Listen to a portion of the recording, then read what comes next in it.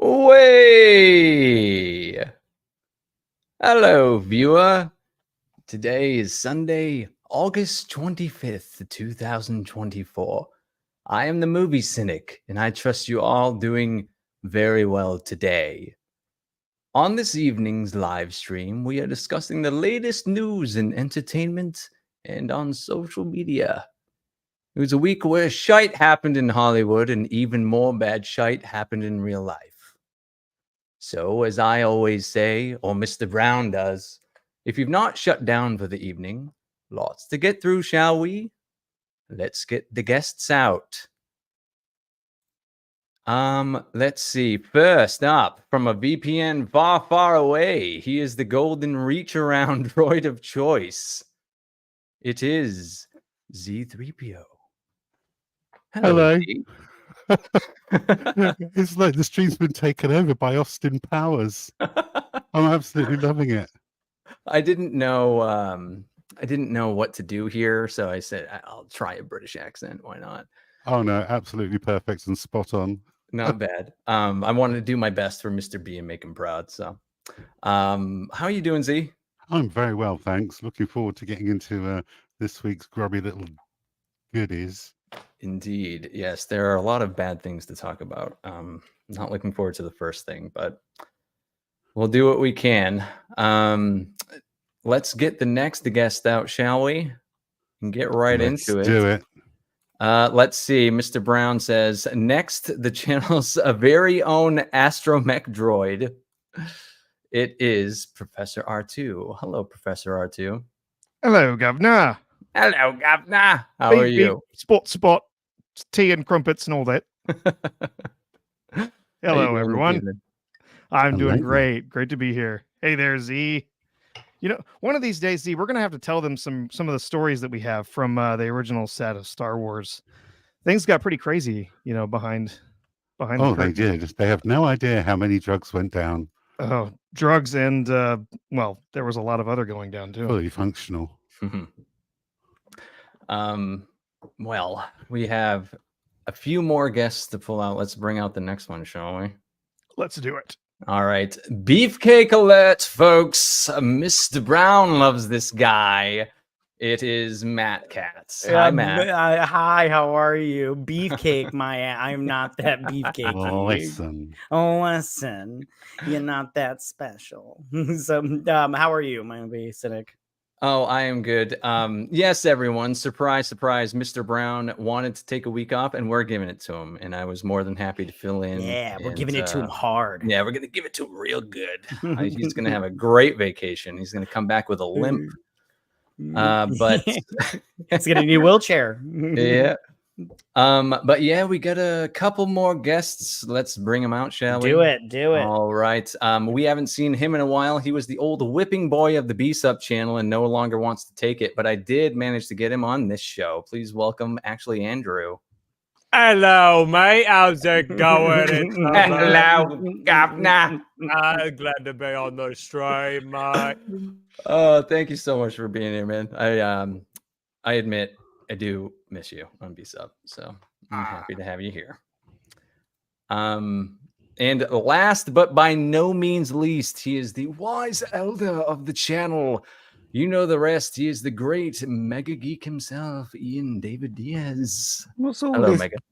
British accents floating around? Hey, I already discussed it. I already discussed it with Mr. B. I got it. Yeah, it's appropriate. It's cultural appropriation is what it is. As long as nobody says, I think there's something in the water. That really does piss me off. It's Tuesday, isn't it? It's Tuesday. Oh, Well, Jesus. I think now we need to hear the English people do their best American accents. Nope. I can't do Yeah. it. Yeah. Cannot do If you it. guys I wanna love bring it when up- they sound like this in our movie parts. You can always bust out like the Southern American accent, you know. I never do an American accent. What y'all doing? Crap at it. What's on for today then? Come on. Well, okay. Bring it on. Hey, I'm new to this Mr. Brown thing. He does a really great job. So that's not me. But I do have the slides he provided. So Yay. Yeah, but you'll be able to read them better than him, though, won't you? that's true. Yes. I probably already messed up how he does it, but this is episode 224 of the Weekly Musings, and this guy right here, I'm going to discuss this because this bothered me. Yes. And as always, people, if you already like what we're doing, please like, share, and subscribe. That means And you can also donate to the channel. All right, and here we are. First up, this has anyone seen this besides me? Nope. No. Wait, No. I was Now gonna I've see seen it. I was gonna see it, but I just kept living my life. So I mean, that's if anyone saw the thing, the short I posted, which was like the angry car short, I advised everyone not to see this movie. So yeah, I heard that the girl in it's terrible. she is abysmal. what's her name? Twigs or something like that? Yeah, it's like a blah blah. Yeah, I don't fuck with people with weird names. So yeah. But yeah, no one saw this, huh? Just me? Just you. Just you. The sacrificial lamb, the tortured soul. Yay, I don't know you. why anybody would remake this in the first place. Perhaps 20 years ago, when My Chemical Romance were all the rage, it might have worked out. But the first film was, I'm not going to mince words, was bollocks. I really hated it. Yeah, it was all right, the first film. It wasn't great, but it was okay, I thought. Yeah, and Cynic, did they do any? Was it like the comic book? I don't know if you had read the comic book, but is it anything like the comic book? Because I remember I read the comic book when I was like 10 for the first time because my brother owned it or whatnot. And I just remember it being very, very good. I remember it's been a while, but I remember like there were horses in there at some point in time. And there was like an RV, I think, and whatnot. But I just remember loving it because it was so like dark and new and something I had never seen before. And when I watched the trailer for this, I was like, well, this doesn't look that great. But I mean, you know, whatever. But Dad, you read the comic book? Is it anything like it? I haven't read it in so long that I basically might as well say I have not. So I do know it has some elements that are closer to the comic book. There's like a character that was not in the original film that is kind of like a guide for him and yada yada, and they do put that into this movie. But in reality, it shouldn't have even been. I'll say made. Well, yes, but I've heard the argument that if they just changed the characters' names to something else that wasn't connected to the original comic book or the original film, that this movie would have done better. And that is absolutely not true. This movie is atrocious. It's absolutely atrocious. This movie was pitched in the trailer as an action film because the original was an action film. Surprise, surprise. Well, there's one action scene in this movie, and it's at the end, and it was in the trailer. I do not consider other things that happen in this film action scenes at all because they're action like just quick moments. That's it. He becomes the Crow, and not even the third act. He becomes the Crow in the last like 15 minutes. Seriously, What? Dude, so it's like Madam Web. Yeah, it's kind of like Madam Web, where she's like actualized by the end when she's got the glasses. Man, that sucks. Yep, it's one action scene, and to be fair, there was one moment where I didn't laugh at the movie, and it was, unintentionally done by the film. There's a part where a guy goes to shoot himself because he doesn't want to die by the hands of the Crow because he's killing people pretty viciously, and the Crow, he cuts his arm off so he can't shoot himself, and I was like, all right, that's pretty funny. And that's it. That's the only good part of the entire movie. The character of Shelley, who's played by the terrible actress on the right there, she is the main character of the movie, not Eric Draven.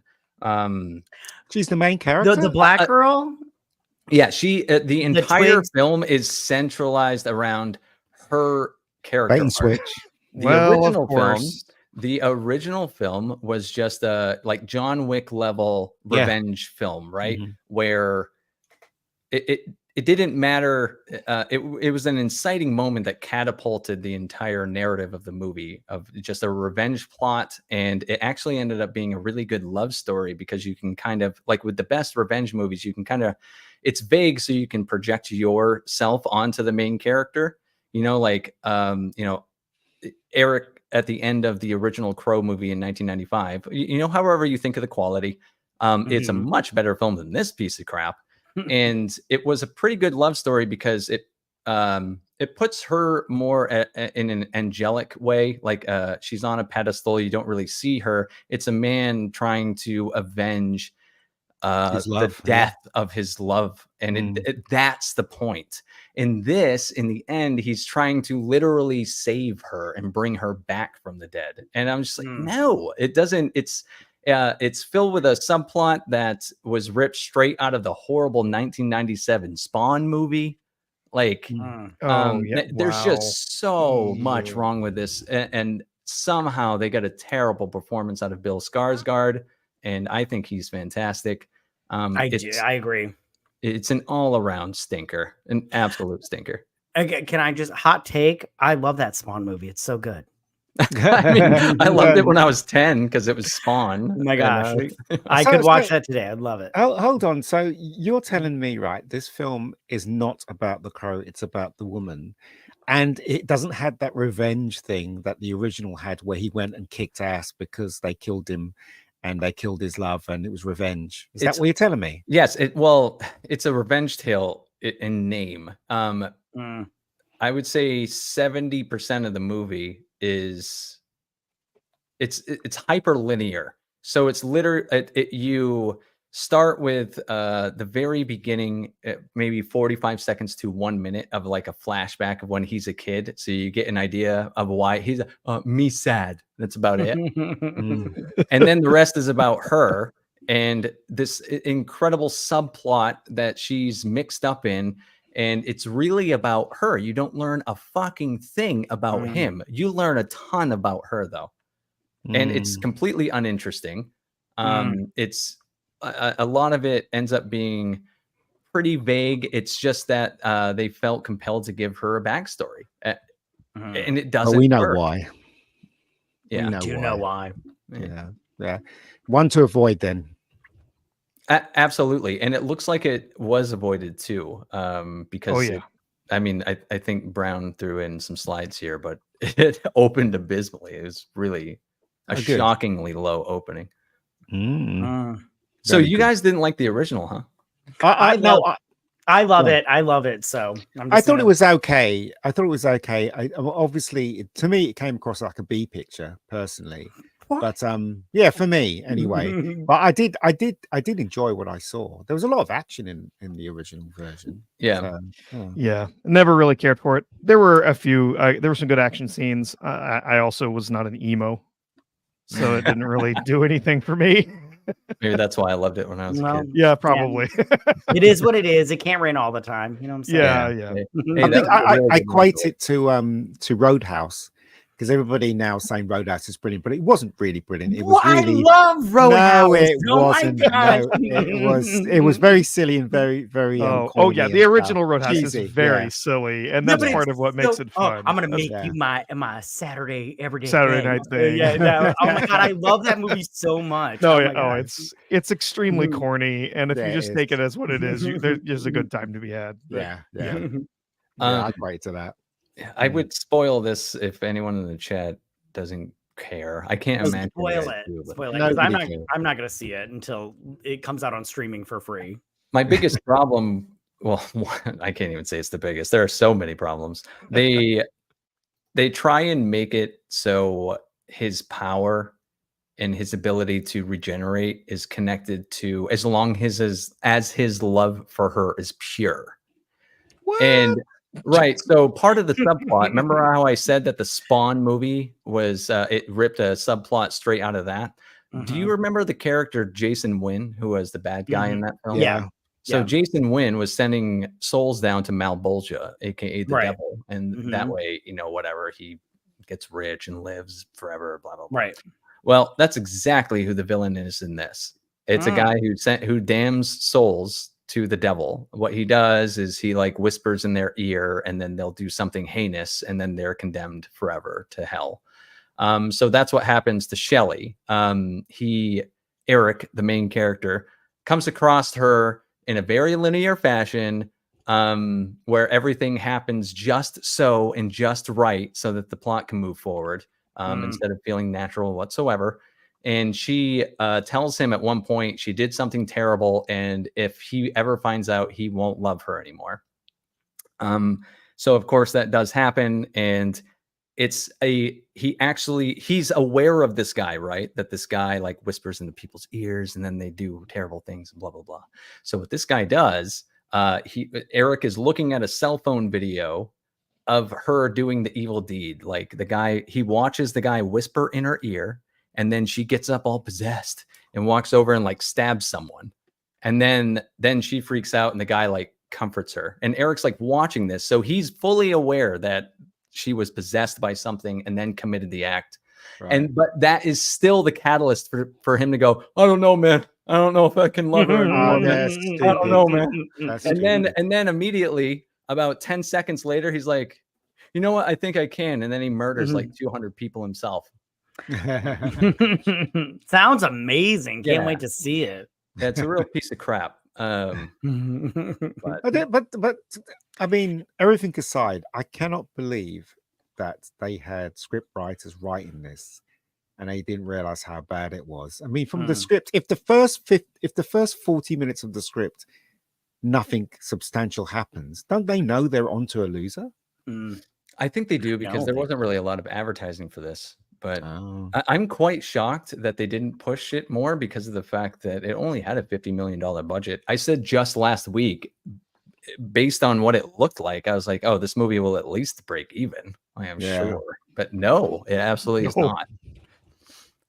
But since you guys haven't seen it and I'm the only one talking, I'll move on. Move on. Oh, look, more Crow news. Budget. Yes, this is what I was talking about. The Crow opens to $4.6 million domestically. Budget was $50 million. Disastrous. So here's the funny thing. This is only made it the first weekend, 4.6. The original Crow, this is 30 years ago, topped out at 50 million. Yep. And that was almost entirely domestic. Do you think this even gets there? Absolutely not. 50? No way. A movie like this is going to do better stateside, and you see what it's doing. Yeah. Yeah. I'll be shocked if this hits like half of its budget. Yeah. It's an absolute failure.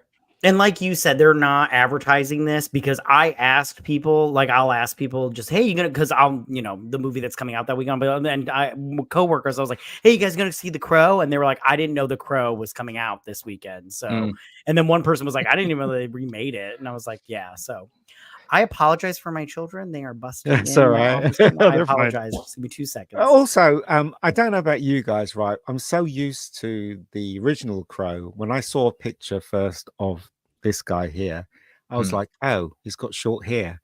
I want him to have that long hair back again, from the original. It just seems wrong without it for some reason for me. And the tats as well. I thought the tats is not a very good idea, personally. Tattoos make him look like a dollar store or like a Dollar Tree Joker. Yes, it does. It does. Yeah. But whatever. I'm not going to see it. Andrew, did you see the original? Nope. No? I've not seen anything Crow related. I wonder what you would think of the original. That movie, the first one, I don't consider like a great movie by any stretch, but what they were able to accomplish with Brandon Lee's death, and it had to be a patchwork movie, and what they actually came out with is really impressive in the end. Yeah. Like I said, I don't love that. It's not my favorite movie ever, but I respect it. It was decently done, had some good action. He was on his way to being a star, Brendan. He was. It was a shame, really. Big tragedy. Yeah. That reminds me too of another problem with this one. The first movie had really fun, interesting bad guys. Yep. The villains that he had to seek revenge on, at the very least, they had personalities. All of them were separate personalities. This is just a bunch of henchmen. It's just a bunch of people for him to kill. It's not.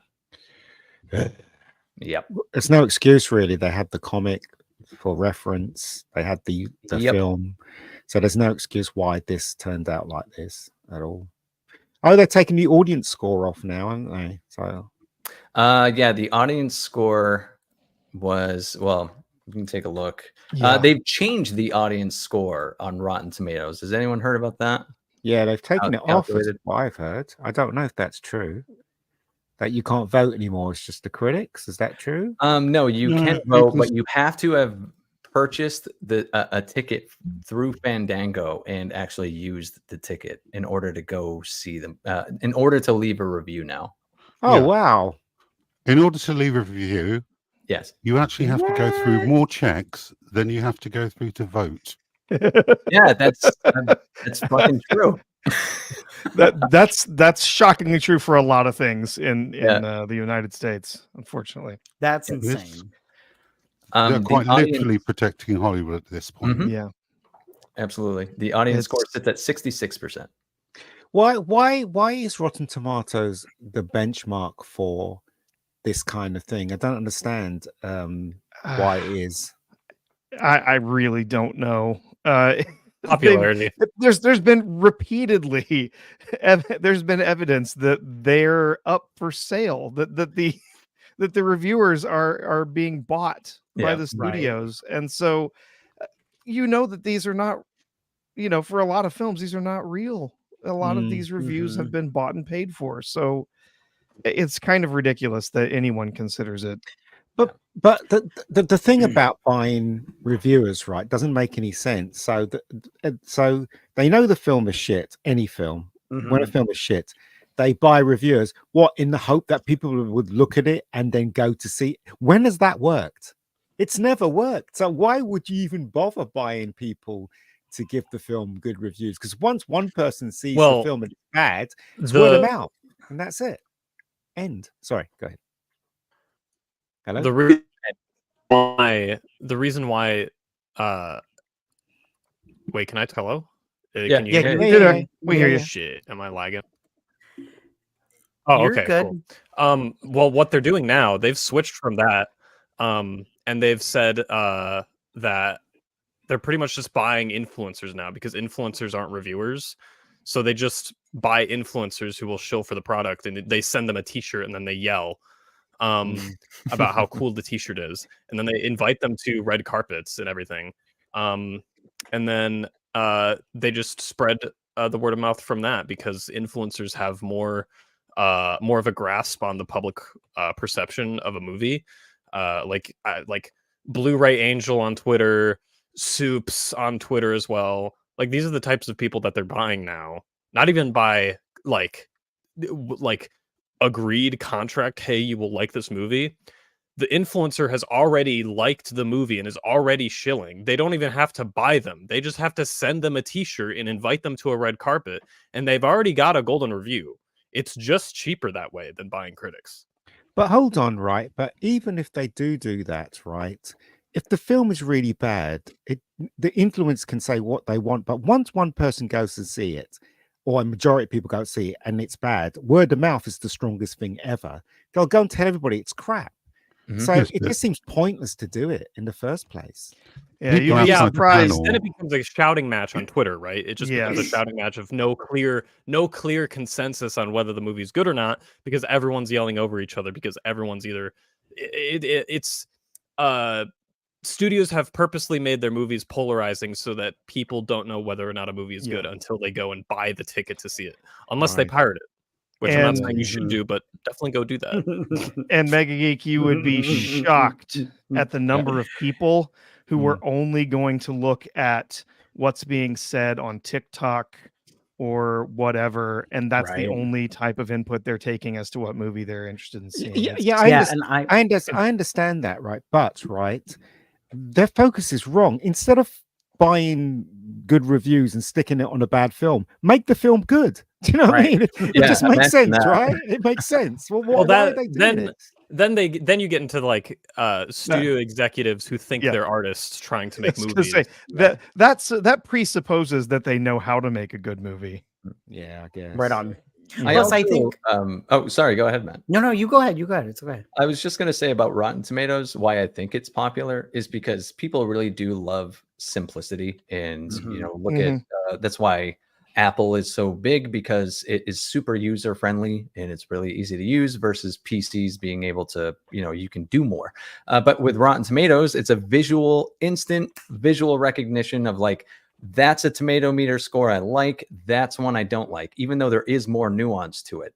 Like an 80% Rotten Tomatoes score means that 80% of people that reviewed it had something more positive to say about it than not positive, but it doesn't mean they gave it an 80. It means they gave it a 6 out of 10 or more. So you could have a 100% Rotten Tomatoes score for a movie that everyone gave a 6 out of 10 for. Yes, but normally you'll see 100 and people will be like, it's psychology. You see 100%, you're like, that movie's probably a fucking banger. I'm gonna go see it. Yeah, you don't actually read the reviews behind it and actually understand anything about. Exactly. But normies outside of circles that we rotate in will go and visit Rotten Tomatoes, see its skewed score, and that's a ticket sale. Yeah, but hold on. But once it's a ticket sale, right, and then they watch the film and it's shit, they will tell their friends that it was shit, and then you understand what I'm saying? Word of mouth is stronger than anything, from Rotten Tomatoes to anything, any influencer. If a film is bad, no one's gonna go and watch it. A few people will, by being manipulated, but once they see the film, they'll turn to their friends and say it's absolute shit. Again, I don't understand the logic behind buying. This doesn't make any sense to a me, lot of people don't have that many friends. I will. I'm not saying that. I'm not saying that to be like a downer or anything. It's true. No, it is. There's true. a lot of people who do not have a lot of close friends. I have no friends. To get their reviews from. The movie industry has completely changed on the way that box office is handled and the way film distribution's handled over the last 20, 30 years. So like it used to be in the 70s, 80s, 90s, movies open and then have legs. And then you started getting the movies that opened enormous. The first one was Harry Potter #1, opened to $90 million. That was the first, movies can open huge. And then Spider-Man 2002 opened at $114 million. And that just opened the floodgates. And that changed the way movies are consumed. They're consumed on opening weekend. That's it. So you push for the big opening weekend. Who cares if word of mouth is bad? You already made 70% of your money opening weekend. Yeah. That's why multipliers, which is like how much a movie makes overall versus how much it made on opening weekend, they're like, 2.0, 2.2. Whereas like what Titanic in 1997 opened to like $27 million and made $700 million overall in domestic. It's just a completely different world. And that's where Rotten Tomatoes comes in. Yeah, and I personally, I don't like Rotten Tomatoes. I think people should focus on Cinema Score better, because they ask people that actually come out of the theater right off the bat what they think. And it's like, and I think the last time I checked, I think it had a D- this movie, and I just go like, I'm sorry, but like Rotten Tomatoes sucks balls. So I wouldn't understand how people can go to that and trust anything they say. Wow. Plus my only friends are my children, and they're 6 and 9, so. They gave a great review of this movie. No. No, I was gonna say Despicable Me 4. They really. I love Despicable Me. Oh my gosh, yeah, my kids they loved it. They loved it. It was a lot of fun. I'd rather see that than this. Put it that way. Yeah. And the interesting thing about Cinema Score too is that's kind of on a sliding scale, because it's you're asking people usually, like they're big franchise movies too. So you're asking people that are going to be a little more nice about the way they review it. Because a lot of people want to like what they just spent their money on and were excited about. So like if it's a below an A-, it's not a good Cinema Score. Yeah, I'd say anything below a B or like a B and lower is a total dud. I feel like an A- is a B-, and so on and so forth. Yeah, like it has to be an A or an A+, or it's just not good. But well, before we move on, let's do some super chats, because we've got some about The Crow there. Oh, shit. do we? Let's see. Yep. Hostman's Lounge for $4.99. Thanks, Hostman. Why did they feel the need to change Eric and Shelley from a normal couple to the average edgy OCs of a bad fan fiction? Yeah. Well, That's a that's great what they're question. writing. They're writing a bad fan fiction. Because Yep. they can. Yep. Yeah, that really is what it would be. I heard an argument of like, hey, if they change the names of the characters, then they wouldn't be reviewed that way. Yeah, well, they didn't, and we deal with reality here. So, Mhm. yeah. Thanks, Hostman. Yeah. And also, Google Director send in a $5 super sticker. Thank you very much, sir. Or madam. Yeah, could be one or the other. But yeah, next up on the list was the Acolyte, because that's not returning. Speaking of bad fan Yeah. We won, boys. Pack Fire it it we're up. done here. Fire it up. Well, I mean, I hope Disney's coming to their senses, but I doubt it though. Somehow, I don't know. Look, no matter what they say in the press, there's got to be another reason why they cancel this. Everybody says it's money, but it never bothered them in the past, right? So yeah, but this is 180 million flush. Ah, right. Is it the most expensive one? Is No, Yes. but Sure. Andor Well, is more expensive, but that's just because they got tax write-offs from being funded by Europe when they shot in Scotland, I believe. So their budget's inflated, but this one is still pretty expensive given. Yeah, well, and I think there were reshoots in there that they did not count in that original 180 million. So I'm sure that it's actually more like 240 or 300. Do you believe though the reason for them canceling it, or do you think it's something else? What No, was viewers. the reason behind I them mean- canceling if they gave?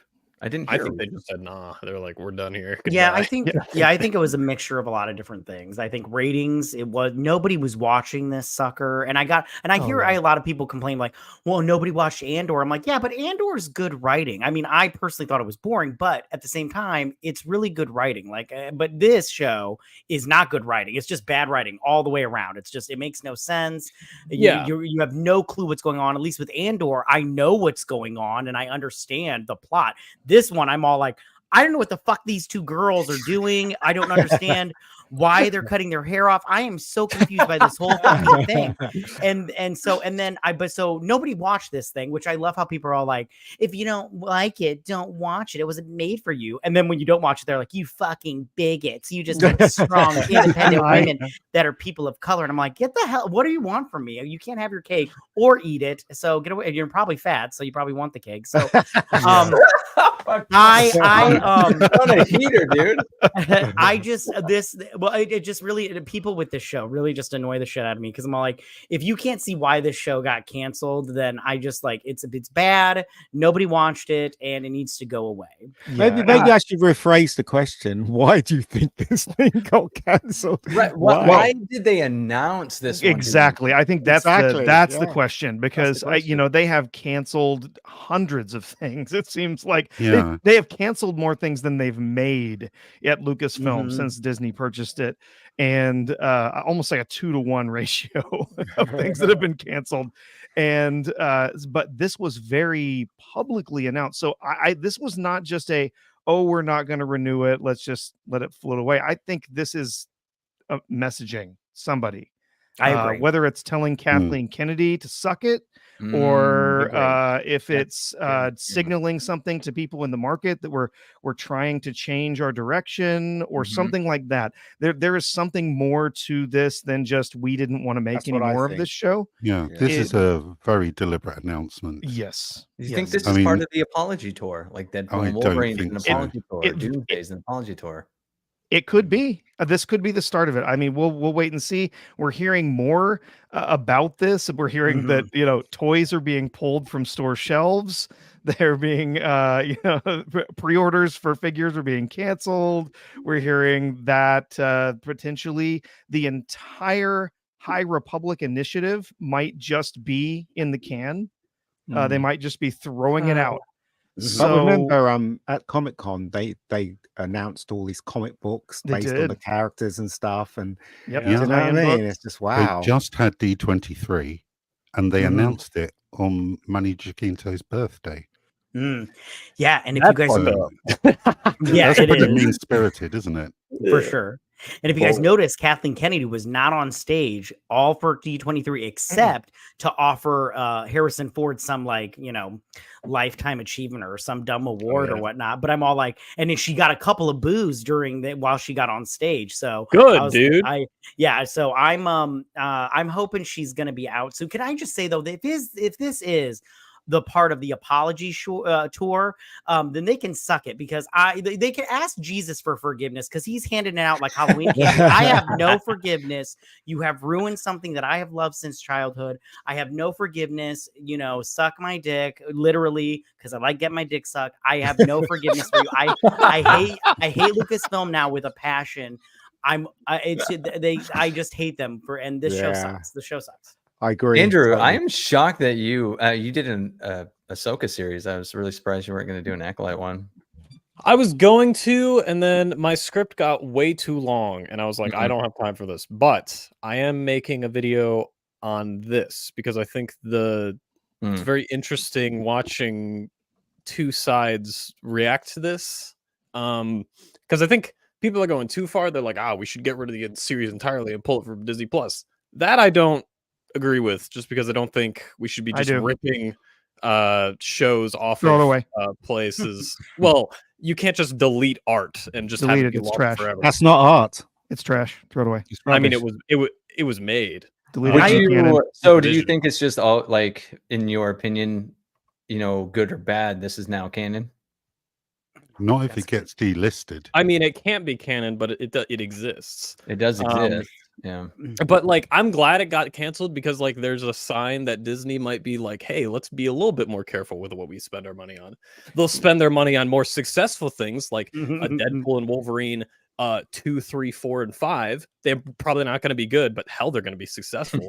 But they just won't spend their money on these shows that get their chance with season 1 completely flop, and then they're like, hey, we're just going to cut it here. Breaking it down though, it's a male thing. Star Wars is a male thing. Absolutely. It's a straight male thing. I mean, race does not play a part. It's a straight male thing. I'm sorry, but straight males have been loving Star Wars since day one. And Kathleen Kennedy really shot herself in the foot by saying, I don't owe the original fans anything. Wrong. You owe us everything, because we kept this franchise alive. And as soon as you took over and you didn't pay homage to those fans that stuck with you from the beginning, you lost money on products, including like action figures and t-shirts and everything. And then you lost money on the movies and TV shows. So, I mean, I'm sorry, but this was a boy product. And then you tried to make it a girl product, which I'm not saying you can't have, try to get girls to be involved, but why don't you try like pleasing that core fan base first, and then make a side project and say, hey, this is for the girls. If the guys want to come along and check this out, then check this out. But don't be like, this wasn't made for you, and then just make every single project after that this wasn't made for you, because then for me, I go, all right, well then I it's not made for me. I'm not watching it, and you are yell at me because I didn't watch it. It's just crazy. Star Wars sucks now. Okay.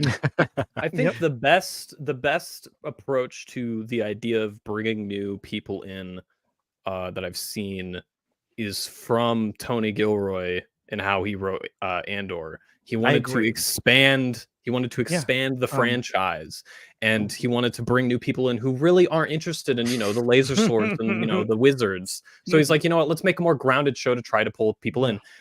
But the problem was that everything around the show disconnected from it. Like all the other properties were complete ass. So it really didn't bring anyone in until like it had longevity, like 4 months out. People started picking up the show and being like, hey, this is actually pretty good.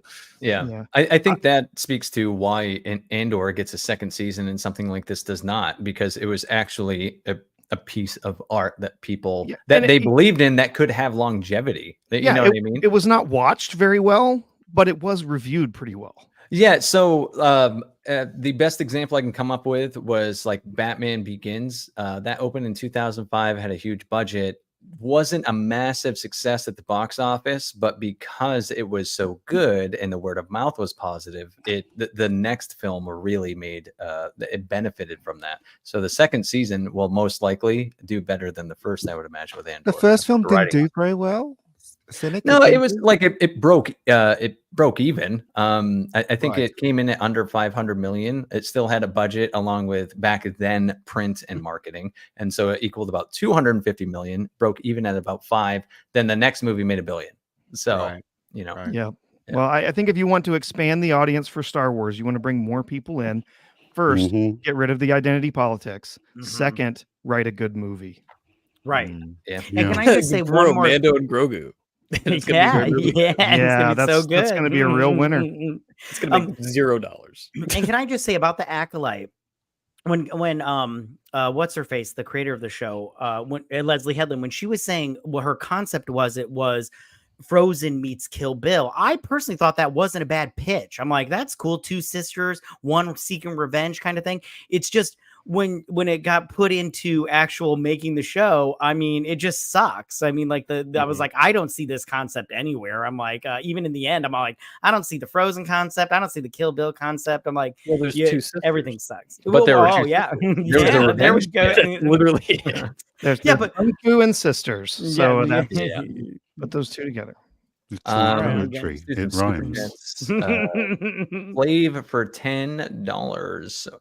Obi-Wan, I felt disturbance in the forest, like 1,000 streamers crying out. Yeah, some of them were crying because they lost their favorite show, and about 100 times more streamers were just sad because they lost a whole bunch of watch hours for Yeah. that would have been possible. for Loads season of 2. revenue. Dude, I've been collecting. So for the video I'm making about this, I've been collecting Cope tweets, just people just crying. Oh, and it's those are so amazing, fun. aren't they? Dude, they're amazing. They're turning into Snyder fans. They've started hashtag Yeah. Save the Acolyte. I love this. This is fun to me. This is content. This is the best content. Acolyte could never give me this content. Was it Star Wars Girl that put together a great little montage? I think so. Yeah. Oh man, that was great. brilliant. Yeah, that was great. Yeah. Mega Spidey Man, our good friend, for $5. Fave Al Pacino film and why? Anyone here looking forward to the Penguin Show next month? Nope. Yes, I am. I'm looking Yes. forward to it. Yeah. I think they Yes. can cook. Thank you, Andrew. I'm sorry. Real quick. The Penguin Show. Are you really looking forward to another Batman show without Batman in it? I mean, Ask me how many shows I've watched of Batman without Batman in it. 0. How many? 0. Okay. It's new to me. It's new to me. Gotcha. I don't know. I'm just, if Batman's not in it, I'm not really. Although I'll watch it. I'm a sucker. They have the opportunity to flesh out the criminal underworld of Gotham that was already presented as a pretty well built criminal underworld in the Batman. So I think this has good potential to be pretty good. Agreed.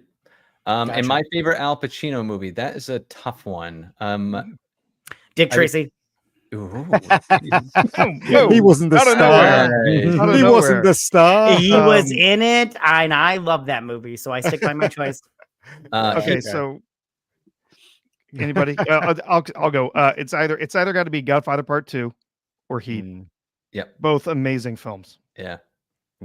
I don't think Heat is his best acting performance, but it's a great film. It's amazing performance. It's just like he's not the only main character, you know. Yeah. So I think Dog Day Afternoon for me. Thought he was another excellent in that film. These are all good films. All good movies. And one more super chat before we move on. Common People for $5. Rest in peace, Mog. Will always have the good times, like his TikTok. I don't know what this is referring to, but Mog. He was the. There's a character named Mog. I can't do the impression. He was the embarrassing soy boy who. Padawan or whatever. Yeah, I didn't even. I gave every character in my review their own name that I picked, so yeah, I didn't know his name. He's mogging. Let's move on because we have so many freaking slides, so probably ought to speed this up. All merchandise for Star Wars The Acolyte has been removed from the online store. Some of it has been put back since then. Yeah, there's t-shirts. Yeah, I was gonna say, if it's gone forever still, that's crazy. Even it being removed, I guess, was this just some sort of error? No, I think this was on purpose. There was a lot more. Did you see what happened to Willow? They did the same thing. Yeah, they did. Yep. If you go memory hold that show. Yeah, if you go to some other stores, also there's a whole bunch of the merch that's been removed. If you look at, for instance, like if you look at Target, there's no action figures, nothing that you can find in their store. There, the only thing you can find in there are posters. Yeah, can I just say I agree with Andrew that this is a bad choice to take all this stuff off. I mean, just because like there's some asshole that'll buy your crappy action figure. I mean, if you've already made it, why take it off your website? Just sell your stock because and they get it have out. You have to pay for the warehouse storage space to store all this crap. Yeah, you do. I mean, this is all like it's all to save money. All of it is going to end up at Five Below or the dollar store or something. Yeah. Ollie's, yeah, it's all going to end up somewhere. But Like so Ollie's. So why? So like the question still stands. Why do you think they did this? I mean, do you believe that they took it off because it made, they spent so much money and hardly anybody watched it? Because to me, that doesn't compute, because the other shows did the same thing. So why did they choose this one? And also, where's that square-headed woman? Isn't she coming out and saying something about season 2 and stuff? No, I'm not hardly. I have no idea. Square-headed woman. Yeah, Leslie Headhead. Leslie Squarehead. Leslie Squarehead. So if we want to compare the shows to show how bad The Acolyte did, there's this graph that compares the total minutes watched to the first 12 weeks of all the shows. Yeah. Mando season 3 did 6 billion minutes. The worst of them would be Ahsoka, which got 4 billion minutes. This, The Acolyte, got just under 1.5 billion minutes. Wow. So it's way under everything else. Yeah, it's astonishingly bad.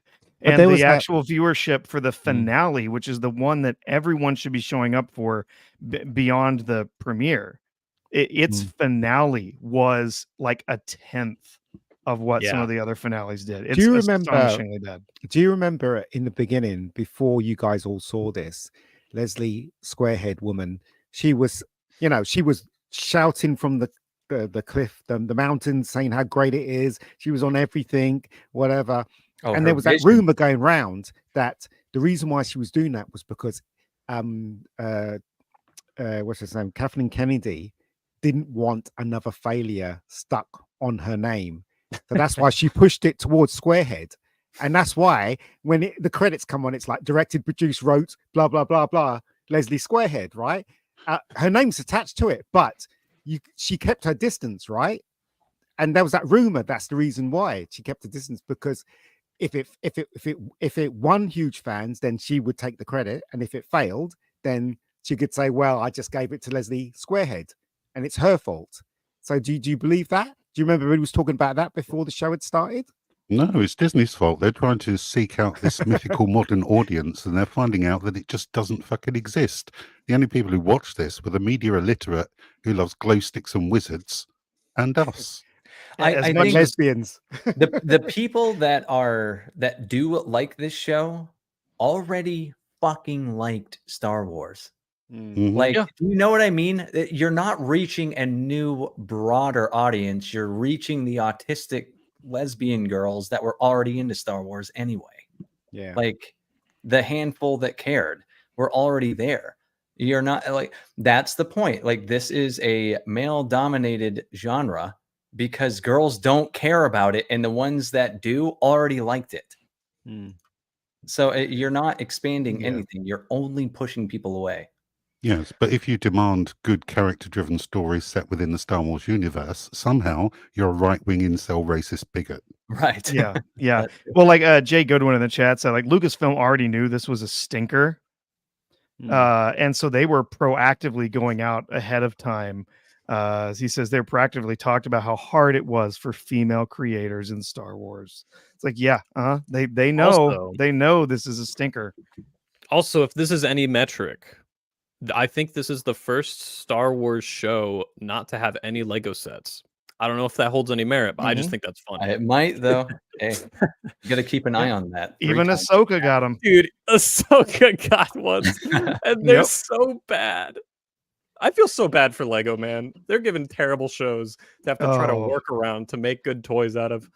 Man. Is this the most reviled Star Wars project? Yes.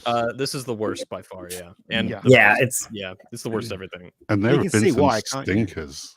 yeah, you can see why. It's not a good show. It's bad. As the biggest Even more than Last Ahsoka Jedi. hater, even I am like, yeah, this show sucks more than that. Yeah. I love the bit where she cuts her hair with the. Yeah. Fooled ya. Oh, man. It doesn't smell like No, hair no. would. Yeah. Soul can't, sense her Yeah. unique force presence like everyone does. Yeah. My favorite. Go ahead. Sorry. I didn't mean to- There's a scene in the Clone Wars. I think it's the first episode of the show where Yoda's talking to the clones and they're like, what's to see? It's the same face. And Yoda's like, no, all of you have unique presence in the Force. And it's like, oh, this is a cool idea. Everyone's unique in the Force. But then they just forgot it for this show. Well, they hello. tried to explain that one away by saying that she wasn't two twins. She was those two were actually the same person, like split into somehow. So yeah. it's What? absurd. It's absurd. Maybe we My should favorite- hold this and just get rid of it. Yeah, my favorite thing is when Soul just the next time I see you, I'm gonna tell you everything. Or the next time when you get up from this bed, I'm gonna tell you everything. Just tell her 5, 6 now. times. Yeah, just tell her now. And it sounded like your story only took like what, tops 5 minutes? Like, so just get it out of the way. Oh, cider feet. Yeah. All right, let's go. Next Moving one. along. Moving on. It's even going to Moving be a along. surprise to me. Let's see. Yeah, let's do this. Oh, Michael Keaton says he doesn't really care that Batgirl gets canceled. No, I didn't care one way or another. Big fun. Nice check. Yeah, he's being Excellent. real. Face. Face. Although, can I admit, I want to see this movie now. You have Oh, no. absolutely. I want to see this movie so bad. I'm like, how bad could it be? And Yeah, Somebody's got it. exactly.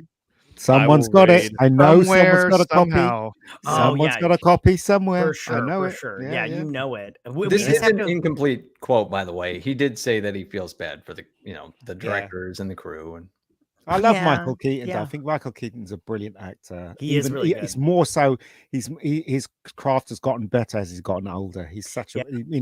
I mean, the founder. He's absolutely. Yeah, brilliant and you in talked The about that Founder. when I so good. interviewed you, but yeah, no, he's great. Yeah, I Yeah, love that he's a movie, The good actor. Founder. Yeah. It reminds me of when Michael Caine was asked about Jaws the Revenge, and he said, I've never Yeah. seen it, but by all accounts, it's terrible. However, I have seen the house that it built. Yeah. And it's terrific. His mum's house. Yeah. Yeah. did he Yeah, say it in a manner in which someone like me could understand what the fuck he's saying? He did. He did. I said he do should've- love the house it built. Very nice, got 4 floors. That That is sounds so nothing true. like him. That is so true.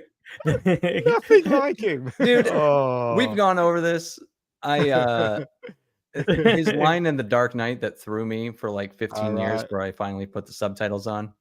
When he's Tangerine. Yeah, it's not just that. It's I saw y'all playing with a ruby the size of a tangerine. The bandit have been thrown him away. And for 15 years, I thought he said, I searched our plane for a ruby the size of a tangerine. And I was like, that dialogue sucks. And what he actually said is, I saw a child playing. And if you go back and watch that, he says, I saw y'all playing. And what the fuck? That was the best take of a $150 million budgeted movie in 2008. Get out of here. That's because you're not Motherfucker needs English. Subtitles. That's because you're not English. Most people don't who saw the understand- movie are English. No, I understood what he was No. saying. I understood what he was saying. I understood, mate. I fucking boy. You're Well, so right. Could have Right. blown So the true. bloody doors off. Yeah. Oh god. All right. New poster for the no. Joker Oh, 2. no.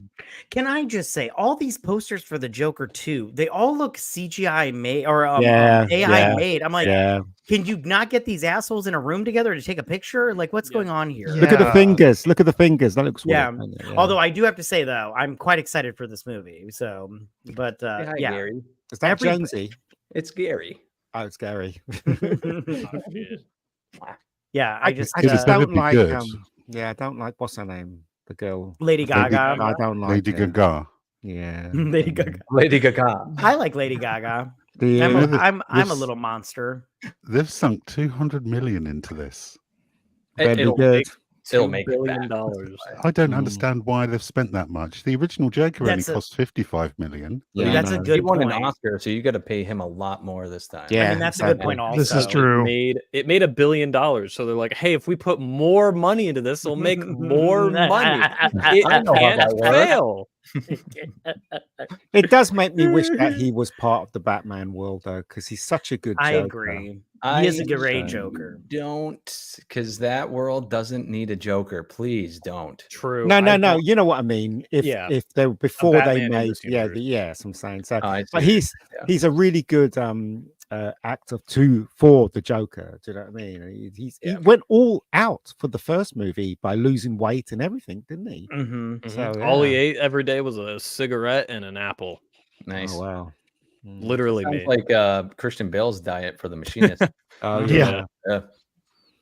Yeah, but Christian Bale, he looked like a stick, didn't he? I mean, at least, he lost a lot of weight, but not compared to Christian Bale. Christian Bale looked like a skeleton. Yeah, in that movie. dangerously. Yeah. Right on. Joker 2 will begin with a Looney Tunes inspired cartoon starring the Joker, animated by Sylvain Roy, whatever, the triplets of Belleville. I like the Looney Tunes. I love the Looney Tunes. I do. So, I mean, it could be good. You never know. When I Go was a kid, it was always Warner Brothers versus Disney, and I always loved the Mhm. Warner Brothers cartoon more so. Than I Disney. agree. Yeah. Yeah. I always love Warner Brothers. Daffy's the best. He's the best. Absolutely. My gosh. I thought I was the only one. Nah, I Daffy. love Daffy. Daffy's the Daffy's best. amazing. Yeah. Yeah, he's terrific. He makes me laugh all the time. Him and Marvin the Martian were my favorite. yeah. Yeah, next up, we have so many slides, guys. I'll start speeding it up if it gets too behind. Deadpool and Wolverine crossed 1.2 billion. Wow. Yep. Movie of the summer. Good. Yeah, I loved it. I had to see it again with my nieces. They dragged me to the Did cinema. they like I it? saw that. Yeah. No, they loved it. They loved it. This is the second time they wanted to see it, so they wanted to see it again. So I had to I'm go going to down. see it on Tuesday. So I haven't actually Yeah, seen my it. kids are so funny because I have a Wolverine mask and I have a Deadpool mask, and then I just bought them like samurai swords, like those plastic ones from like the dollar store or whatever. And they're like, "Let's fight like Deadpool and Wolverine." I'm like, "Well, let me get some claws." So I ordered some of those claws that do the shinking. So I was like, "As soon as these come in, fuckers, you're going down." Although the second time I saw it, the audience was more with it than the first time I saw it. First time I saw it, it was only Really? chuckles. Second time I saw it, people were just Really? barely laughing. fascinating. Yeah. The first time I saw it, people were hooting and hollering. I was one of them. I was like, "I want to party with you" and everything. It was so good. I love this movie. right. I've seen Yeah. it 3 times in the theater. It's so good. Ah. Yeah, I thought that all emotion was completely banned from theaters in the UK. You just have to sit there quietly until the movie is over. And then the Oh, quiet man. golf clap at the Yeah, end is all no one's disallowed. as quiet as Andrew is because he did not like this movie. But That is correct. I am a loser and I hate fun and You're I not- hate this movie. no, No. your video on this was really good, dude. Yeah, Yeah. people that don't like this movie make very good points about why yeah, it's not an good. excellent point. I just personally cannot help Oh, yeah. loving this movie. Every time I watch it, I'm like, I'm having so much fun right now. I don't see how I can hate this movie. But and same thing with Vex. Vex brings up good points too. I'm like, I get it. You're totally making sense. I'm not Yeah. even going to argue with you, but I just Yeah. love it. You know, It's a mile wide and an inch deep. It's a ridiculous live action cartoon. No, it's not a super great story. No, Yeah, especially it really falls apart near the end. But Yeah, it does. Yeah, it for was sure. fun. It was fun. yeah. Yeah, it I mean, is one of those things where I'm like, I can't lie about having fun watching this. Like it The- was the fucking thing- fun to watch, man. Like, The it's thing fun that movie, works, man. the thing that works for it is that it's ludicrous, it's stupid, it's funny, but then it has a little bit of heart in there as well. Because I did feel for Wolverine, you know, that this version of Wolverine and his world and stuff. There were scenes in it where Hugh Jackman just carried the emotions in that scene, and you can't help being connected to him. So it does work to that degree, but I must admit, on the third act, it fell apart. When Peter turned up, how comes everybody was like, "Well, Peter, every universe is a Peter," and suddenly they don't want to kill him anymore. They go to Peter. It's like, what? You know, that kind of thing. But it's meant to be Yeah. that stupid, though. Let's Yeah. face it. The reason I didn't care about this Wolverine was because during the entire movie they're like, "Oh, this is the worst Wolverine ever," and then they reveal it like he just got drunk and then he was gone and then the X-Men died and then he got sad and I was like, "Okay, this is Yeah, but there's more to it than that, though. But obviously, he's telling you the short version of it. Well, yeah, and then he killed a bunch of people. Yeah, which I he mean, slaughtered I a guess whole is bunch bad. of people. But like, there are versions of him where he gets brainwashed and he kills like all the X-Men. That is way more. That has way more potential for like all character development, and also it's just a worse Wolverine. And in the infinite multiverse that exists, that happens somewhere infinite amount of times. Yeah, and that's kind of the limbo they find themselves in when you are essentially casting your Wolverine for the rest of this MCU, because you can't have him be a person you absolutely would despise otherwise. So like he has to be the worst, but he can't really be the worst. He has to do something that you're like, oh no, we can forgive you, dude. That's not that big of a deal, dude. Yeah, and all the anchor being stuff was just ridiculous. I think if this, and also at the end, one thing I didn't put in my video, but I don't like the idea of there being multiple Deadpool. I think that's kind of lame for the character of Deadpool. I think it would have been way more interesting if there was only one Deadpool. If he was the only one. The TVA were like, wait, this guy's super powerful and he pretty much doesn't die and he can kill anything he wants practically. We need to hire him. So then they hire him and they're like, oh, you're going to be great. You're going to do all this stuff for us. But the hiding fact is that his universe is dying and they're desperately trying to keep that away from him. And then he eventually finds that out and he's like, oh, you guys are pieces of shit. So then the plot turns into Deadpool kills the TVA with contrivance to kill the contrivance because the TVA sucks and we need to get rid of it. It would have been the funniest thing ever if Deadpool just did it himself. There's so much more potential for that plot. I think that would have been really good if they used contrivance to kill the contrivance in this satire way, and then you also could just be like, hey, Wolverine's here now. He has no arc. He's just here to be cool, which is pretty much him in this movie anyway. Like it's not, I'm gonna be honest, this movie isn't a buddy cop movie. It is just Wolverine telling Deadpool to shut up because he makes too many jokes. There's barely any buddy cop to this. Oh, I disagree. I think the chemistry between Deadpool and Wolverine works very, very, very well. Especially especially the car sequence before they had a fight. I thought they even though he was really shouting at him, I thought they made a connection there.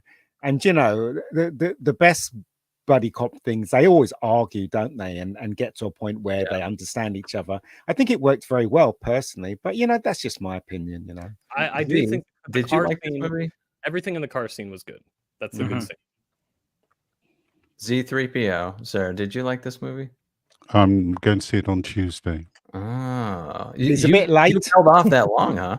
Yeah. Wow. Enough to have it spoiled dozens of times. Yeah. No, just haven't been able to get the time off at the moment, unfortunately. But now I've got a week off, so I'm going to go and view it with the delightful wife. Ah, cool. Well, we'll nix that. Andrew definitely knows stuff. Deadpool and Wolverine is the wise. Deadpool and Wolverine. Deadpool's wise guy. Wolverine is straight man. Yeah, that's the buddy cop trope, I guess. But yeah, it is. It is. Yep. There's some really nice moments in there, but I do understand where Andrew's coming from, though. Totally. Yeah. Totally yeah, that's the thing. Like, if unfortunately his video got buried in the algorithm because, of course it did. But it is a really good video. It articulates a lot of great points and it's worth a watch and it's actually super entertaining. Andrew's gotten light, like in a year or two, he's gotten like light years better already at just his videos. So I would advise everyone to go check that out. It's actually really good. Personally, though, I don't think Hugh Jackman should come back as Wolverine after this. They're going to use him till he's 90. He will. Yeah. They're going to use him till he's 90. It's not a joke in the movie. They're doing exactly what I said. That's 2 years ago, I made a video saying like, you're going to want Wolverine for this stuff. And even if it's not any of the other X-Men. You're gonna want at least Hugh Jackman's Wolverine, and that would actually satisfy a lot of people and feel like you included the X-Men. That's what's gonna happen here. He's going to be part of Secret Wars. There's no doubt in my mind. Vex wants the Cavalrine. He wants. He's too tall. He's way too tall. Yeah. Yeah. Ryan Reynolds says Wesley Snipes' return as Blade after 20 years in Deadpool and Wolverine resulted in the most intense thing I've heard in a theater. I guess he wasn't in the theater for Spider-Man No Way Home. People screaming with uninhibited joy and love is also the sound of legacy. Also false, because Andrew Garfield's movies aren't like they don't have a good legacy, and people cheered for him. More Blade, please, he says. I think it might be a bad idea bringing him back as Blade, but who else is left to play Blade? I mean, the other Mahershala Ali. Yeah, he walked, didn't he? Yeah, So, I don't think he's going to stick around for that. I think I think that movie's done. I agree. I think with a good stuntman, I think Wesley Snipes would be. I mean, I'll be honest. This was a huge reaction moment when I was in my theater. People, when he came out, screams, cheers. People were just loving it. So The joke the joke that I liked was when he's like, "There's only going to be one Blade," and it's like, yeah, there really is going to be one Blade because no one can make up their mind about this. The video game is the only thing that I'm looking forward to Blade related, and even then, that's probably going to be like all right. You know, this is such a funny comment. It comes up once in a while, and it's just a cultural thing. Like me growing up in the US, I get sad when I go to afternoon movies because even though I live in a major city, like no one's there. Yeah, there's like 3 or 4 people in the theater. And I like seeing a movie like this with a big crowd. It's fun. It's participatory. There's a community about it. It's a lot of fun. It's like going to a sports game, but it's in a movie theater. You don't want to go to sit down and watch The Godfather and have people hooping and hollering. But like this for sure. Like definitely. But isn't Blade a vampire? So why has he got grey in his hair? He's half vampire. He's half. Oh, so does he age then? But yes, yes, but he doesn't age as fast as a normal human being. Oh, okay. He's like Aragorn. Yes, exactly. He's gonna need to be put on some TRT and steroids if he's gonna play. He's getting a little old and cryptic. No. Have you seen the behind the scenes picture? Him and Ryan, and he's wearing this tight jumper. You can see the man's built, man. Even at the age he is, he's not got built muscles. enough. Not more. Yeah, we're gonna kill this man. Steroids. That's right. We're gonna take the next 10 years off his life to give us 5. Yeah, he's ones. done. So do you think there's a market for an old Blade movie? I do. Yes. Old man Blade. That could be interesting. Why not? So in other words, all the villains have to do is wait until he dies. Do you know what I mean? What's the point of trying to kill him? Just wait till he dies if he ages. Let's see. Here's an official new look. No. Moving on. Rubbish. You know, the Netflix Defenders show and how bad that was. Yes. That show looks better than this trailer for this movie. See, I didn't think the trailer was that bad. I mean, it was blurry as shit, but I didn't think it was that bad. I mean, I thought it was really funny that Florence Pugh's character could just hold a knife against a super soldier. I mean, that's a good point. Yeah. Well, and are they trying to make the women of the MCU uglier? Because Florence Pugh, I think she's hot, but in this picture that you're showing me right here, I'm all like, are they just trying to make her ugly? Because if that's are you fucking kidding me? Are you kidding me, dude? What the fuck? She does not look good in this picture. She's got a little dirt on her. She's sweaty from killing people. Maybe look at her hair. It's not hot. She doesn't look feminine right here. You're telling me that woman doesn't look feminine in that I mean, picture? I give it to her, but I mean, but yeah, she doesn't look. No, what are you talking about? She's got like, I don't know. This picture looks bad. She looks like a little boy. I don't think. Well, yeah, it's a cam shot from D23. I think her in Hawkeye. I think she looked better. I think that she was hot in that show. I think the most repeated comment in one of my videos when I reviewed Black Widow is because I dared say that I find Florence Pugh more attractive than Scarlett Johansson. Now that is crazy. I But just you know knew what? you guys No. said 'em. Black Widow looked really hot in the very first time you saw her put that costume on, which was an Iron Man movie. She came out of that car and she had the perfect costume, the red hair. Yeah. She kicked ass, and She then does look hot. suddenly they cut her hair and she looks like a boy. I'm like, what is this all about? What? Anyway, whatever. And I think they're doing the same with her as well. Look at her. Looks like a boy. What's wrong with long hair, guys? Nothing. There's nothing. What's wrong with that hair? Yeah, It looks like it did. All the girls in the Marvel universe, they all look like boys. What the hell's that all No. about? What? What? Yeah, even Hello? the woman that plays Haley Ghost, Steinfeld? I Hello? think Haley Steinfeld is hot. Dude, The woman she's that my plays wife. Ghost. Well, your wife is hot, but Ghost, the woman that plays Ghost, I find her very attractive. Not in this picture. She look at her. She like they don't know how to do their hair. They don't know how to. The outfits they pick are always like they're ill fitting. They make them look bulkier than they really are. It's like, can they just like, I don't know? Can you just try to make women look like women instead of trying to like make them look like all buff and shit? That's, I don't know. Also, the biggest point, this hair point, we're missing the biggest crime committed. Look what they did to Bucky. Yeah, he looks bad that's sad. He's got that that 90s kid like Tim Allen era fucking as bad as Falcon and the Winter Soldier was, at least Winter Soldier had some good drip and a good cut, man. Agreed. He looked clean in that show. Agreed. What did he fall back into depression? Are we just ignoring the he has bipolar the disorder, so-so dude. arc? He's going up and down. Oh my god. Look, this film's gonna suck. It really is. I'm not even. Is this gonna a bother film or is watching this a It's a 6-episode It's TV a- show? Yeah, it's a film. Oh, It's it's a movie. over. My- Goodbye. my Oh biggest my biggest thing with this film is that I don't know if this is true or not, but I saw online that they were going to take Sentry, and they hired the one dude, I can't remember, Pullman or whatever, but they're going to hire 2 more actors to play his different personalities, and I'm all like, I'm not interested in that at all. Like I'm like, the character has like 2 personalities. Just hire one actor, and that's called acting. That's I don't know. That would be the biggest. Why bother making this? Nobody asked for this. No one wants this. Oh man, It yeah. is Next weird. year is going to be rough for Disney at the theaters. They're getting started with Captain America 4, which everybody is just clamoring Dying for that for. one. And then we got Thunderbolts, and then supposedly we're going to have Fantastic Four. Yeah, Looks shit. it's going to be a rough one. Fantastic Yeah. Four, I have hope for because there's no way Downey Jr. isn't going to be in that. They're going to have a little trilogy for his Doctor Doom, and it's going to consist of Fantastic Four, Avengers Doomsday, and then Secret Wars. You think he's gonna be in the movie, like be in it, or do you think he's just gonna have like a little cameo? Either way, Post-credits. I don't think post credits. I think you can't not have Doctor Doom in at least a part of the. Hey, stop scratching the fucking wall. So that's my cat.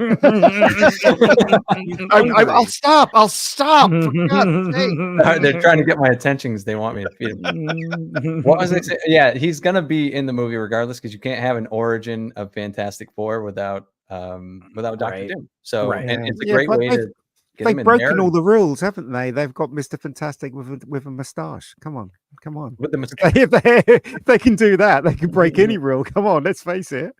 And they're going to have Jesus Galactus Christ. in there, which they're going to screw up. A woman. It's going to be a woman. I They know better it. not. They better Oh, not. God. Yeah, Silver Surfer's a Surfer's gonna woman. be, yeah. Yeah. So, what's that say? Let me get a couple super chats in here. Jesus Christ. do it. I need to get to the next slide, feed the cats, and then come back. But absolutely ruddy for $5 says Disney bought Star Wars in 2012. It's now 2024, and we still haven't had a movie led by a male Jedi. No plans to do one either. Rey again. This is malpractice. It's an interesting observation. Yeah, I honestly believe the Rey movie. I don't think it's gonna come out. Nope, same here. I just- if I put money on it, yeah. Yeah, it's Yeah. I think it's too far into pre-production and there's too much questioning around it. I think it will come out in some capacity. maybe. I hope I'm just not guaranteeing that it's coming out in theaters. It might be a direct to Disney. I don't know. That's a good point, too. Might be a final FU after Kathleen Kennedy is gone. Yeah. That's true. It could be. Peter Pidrak Did I say that correct? For 1999. Thank you very much, sir.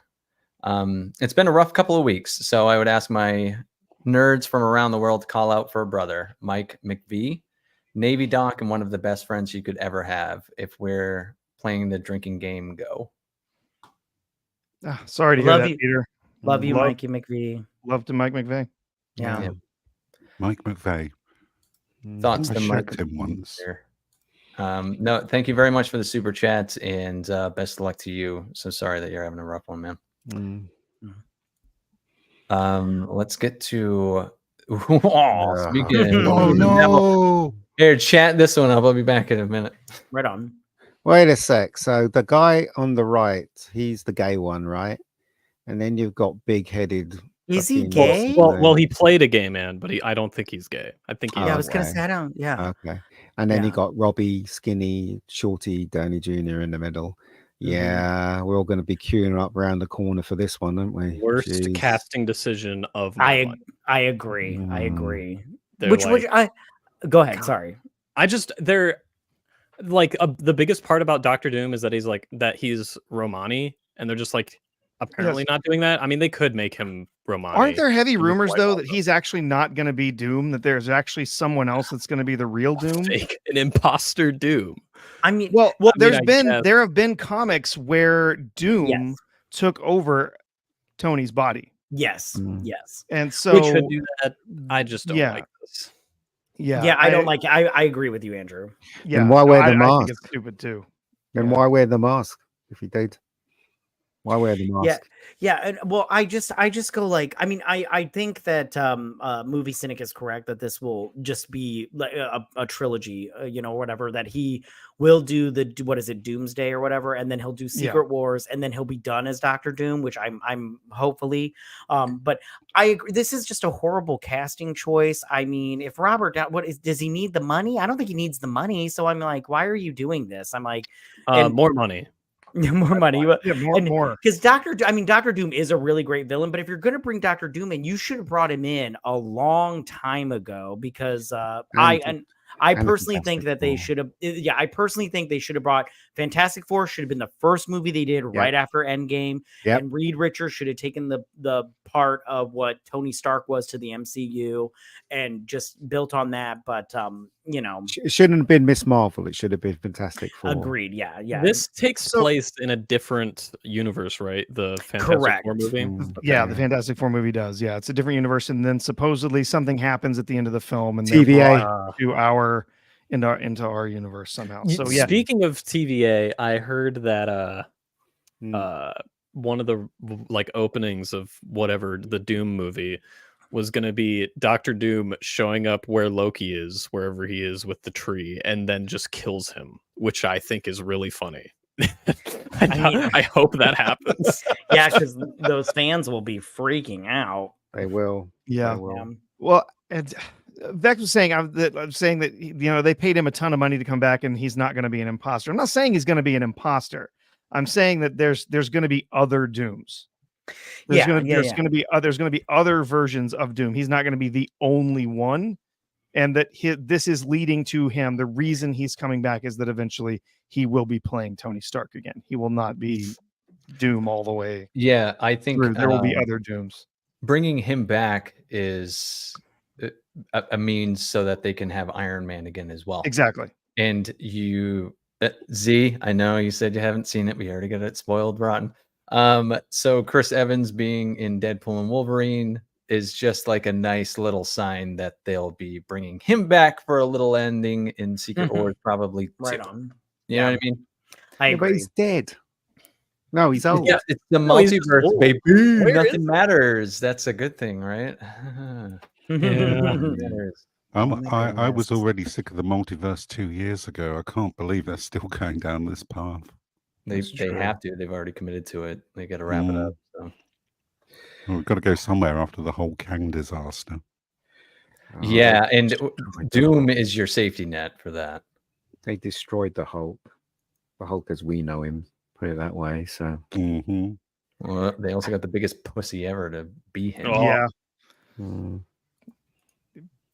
Oh well, move on. Moving shit. on. Oh well. Hello. Let's moving on, mate. Inside Out 2 has passed $1 billion internationally. Only 12 other films have been able to do this. So that means outside of domestic, it made a bill. Yeah. Well, that's nice. I It's the watched most it this week. successful, You know, it was quite wholesome. Didn't have any complaints with it. Yeah, I'm I not think a lot of surprised. people were really surprised. I mean, it just goes to show that Disney can produce some really good entertainment. So I'm guessing that with all the other stuff we're getting from Marvel and Star Wars, they're deliberately choosing not to. I mean, I would say they're 2024 with a smaller output of films has been far superior to their 23, which was just bomb after bomb after bomb. Woo! And they invested in, you know, regardless of how Andrew might feel, quality over quantity. And so Deadpool and Wolverine, fans loved it, and it made a bill, and everyone loved this movie, and it made like 1.5 bill or more. It's produced things people like. It's not a shock. And then they will come running. It's not a shock. Yep. My kids loved this movie. I didn't see this one yet, but I like the original quite a bit. I saw it for the first time last year. I did not like the original, and I did not care for this one either. I thought the first one was okay. Yeah, the first one was okay. I thought it was okay. I love the idea that the memories are disappearing. They're trying to save the memories. I think that was the best bit about the first one, personally. I don't know I've never seen the second one. So, maybe I didn't miss. I assume you mean in Deadpool and Wolverine. All I thought was like, I think Ryan Reynolds might be gay. That's the only thing I thought. He's so openly pansexual. It's crazy. He'll fuck anything. Don't put a label on it. Don't put a label on it. Yeah, I was just like, wow, I think Ryan's trying to tell us something. But yeah, I like how I like how Blake. people say like oh, I thought there was this tweet where it was like, oh, Deadpool Wolverine is so good. I love seeing just two straight dudes getting some action. And it's like Deadpool is not straight. I'm sorry. Deadpool is not straight. He's not, all right. He's so openly not that. Let's be real, guys. Yeah, yes, he is. He's got a girlfriend. He's got a girlfriend in the film. Ryan Reynolds, it maybe, but Deadpool is not straight in the comic books. Deadpool's out in the comic books. In the comic books, which comic books though? Like he totally has like a flirtation with Spider-Man and what comic books? The one that that sounds like pedophilia. Or the real ones. It's not. Yeah, it's not. Yeah.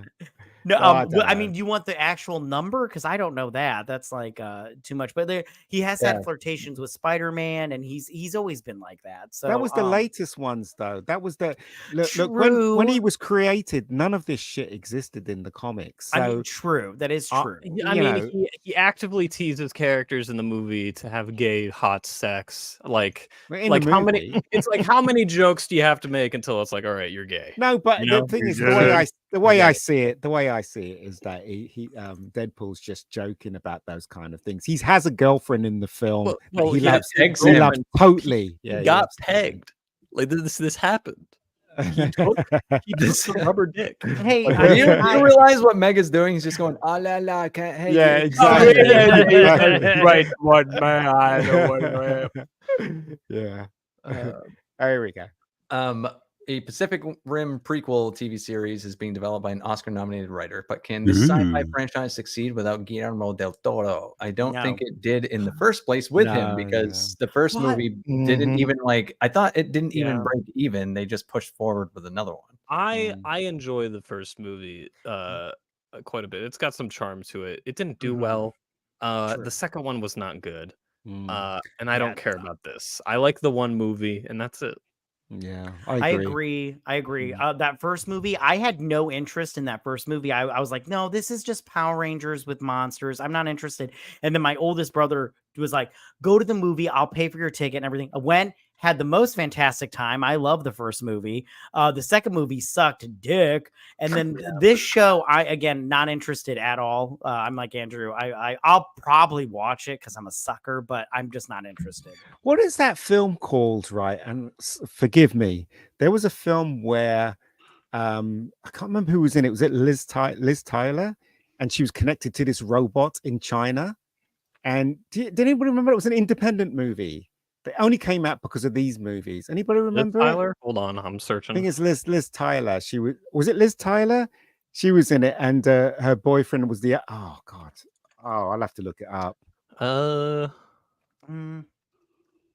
Is it Liz Tyler? I can't remember idea. it was. Are you talking I'll about find it. I'll Liv find it. Tyler? Liv, Is it Liv Tyler from Lord of the Rings? Like, was it her? like Aerosmith guy's daughter? Yes. I think it and was she's her. connected to a robot. I don't remember. It was an independent film. She so they were Liv watching this stuff on Tyler TV. She realized that it movie. was Oh no! Wait, you're talking about Anne Hathaway, and she Anne is, Hathaway. Yeah, I can't remember the name of the movie, but I saw that movie. I actually kind of liked. I that liked movie. it. Yeah, it was. So, She didn't realize she was connected to that yeah, robot. she in was. Japan. Yeah, she. It's not a robot. She's Oh the yeah, I kaiju, remember that one. Yeah, because there, and it only happens when she goes onto the playground That's when it, she's a little kid, yeah, and then yeah. the guy in the movie is like the robot in the movie. Yeah. And, yeah. So and every time and she gets drunk and she's like doing like motions or whatever. Yeah. Mhm. I did like that movie. That was What more the name? clever than this one. I have to look. Colossal. Colossal. That's There we what it go. was. Yeah. You ever seen it, Cynic? Have you ever seen that film? I have not. It is worth Never even watching. heard of it. It's really worth watching. It's an independent movie. yeah. It's really good. Yeah. Anyway, Carry on. Anyway. 411 million. So I assume it like at least broke even because I don't think, even though it's a CGI heavy film, that it had a massive budget. I think it was like in the low 100. It was about 102. Yeah. And so it got about 2.2 times. So probably just barely broke even. Yeah. And I didn't read this article, but if Guillermo del Toro is not involved, they should really like pay him a little bit just to even consult, because he really is good at what he does. I mean, if you watch that Pinocchio show or movie that he did on Netflix, that was fantastic. And like I said, the first movie was I liked it a lot. So I think they just throw him a couple bucks to get him to talk to you about it, and maybe this show will succeed, because that second movie was just pure dog shit. It was so bad. Matt, you like animated stuff, don't you, Matt? Oh, so that again? You like animated stuff. Yeah. I love animated. Did you watch Pacific Rim the Black? No, I didn't. I should have watched it though. Hold on. It's actually really good, and I definitely approve of them building up on the franchise, because I just love giant robots smacking the shit out of people. Wasn't Finn in the second one? The guy who played Finn? Yes, yeah. He didn't do the best job.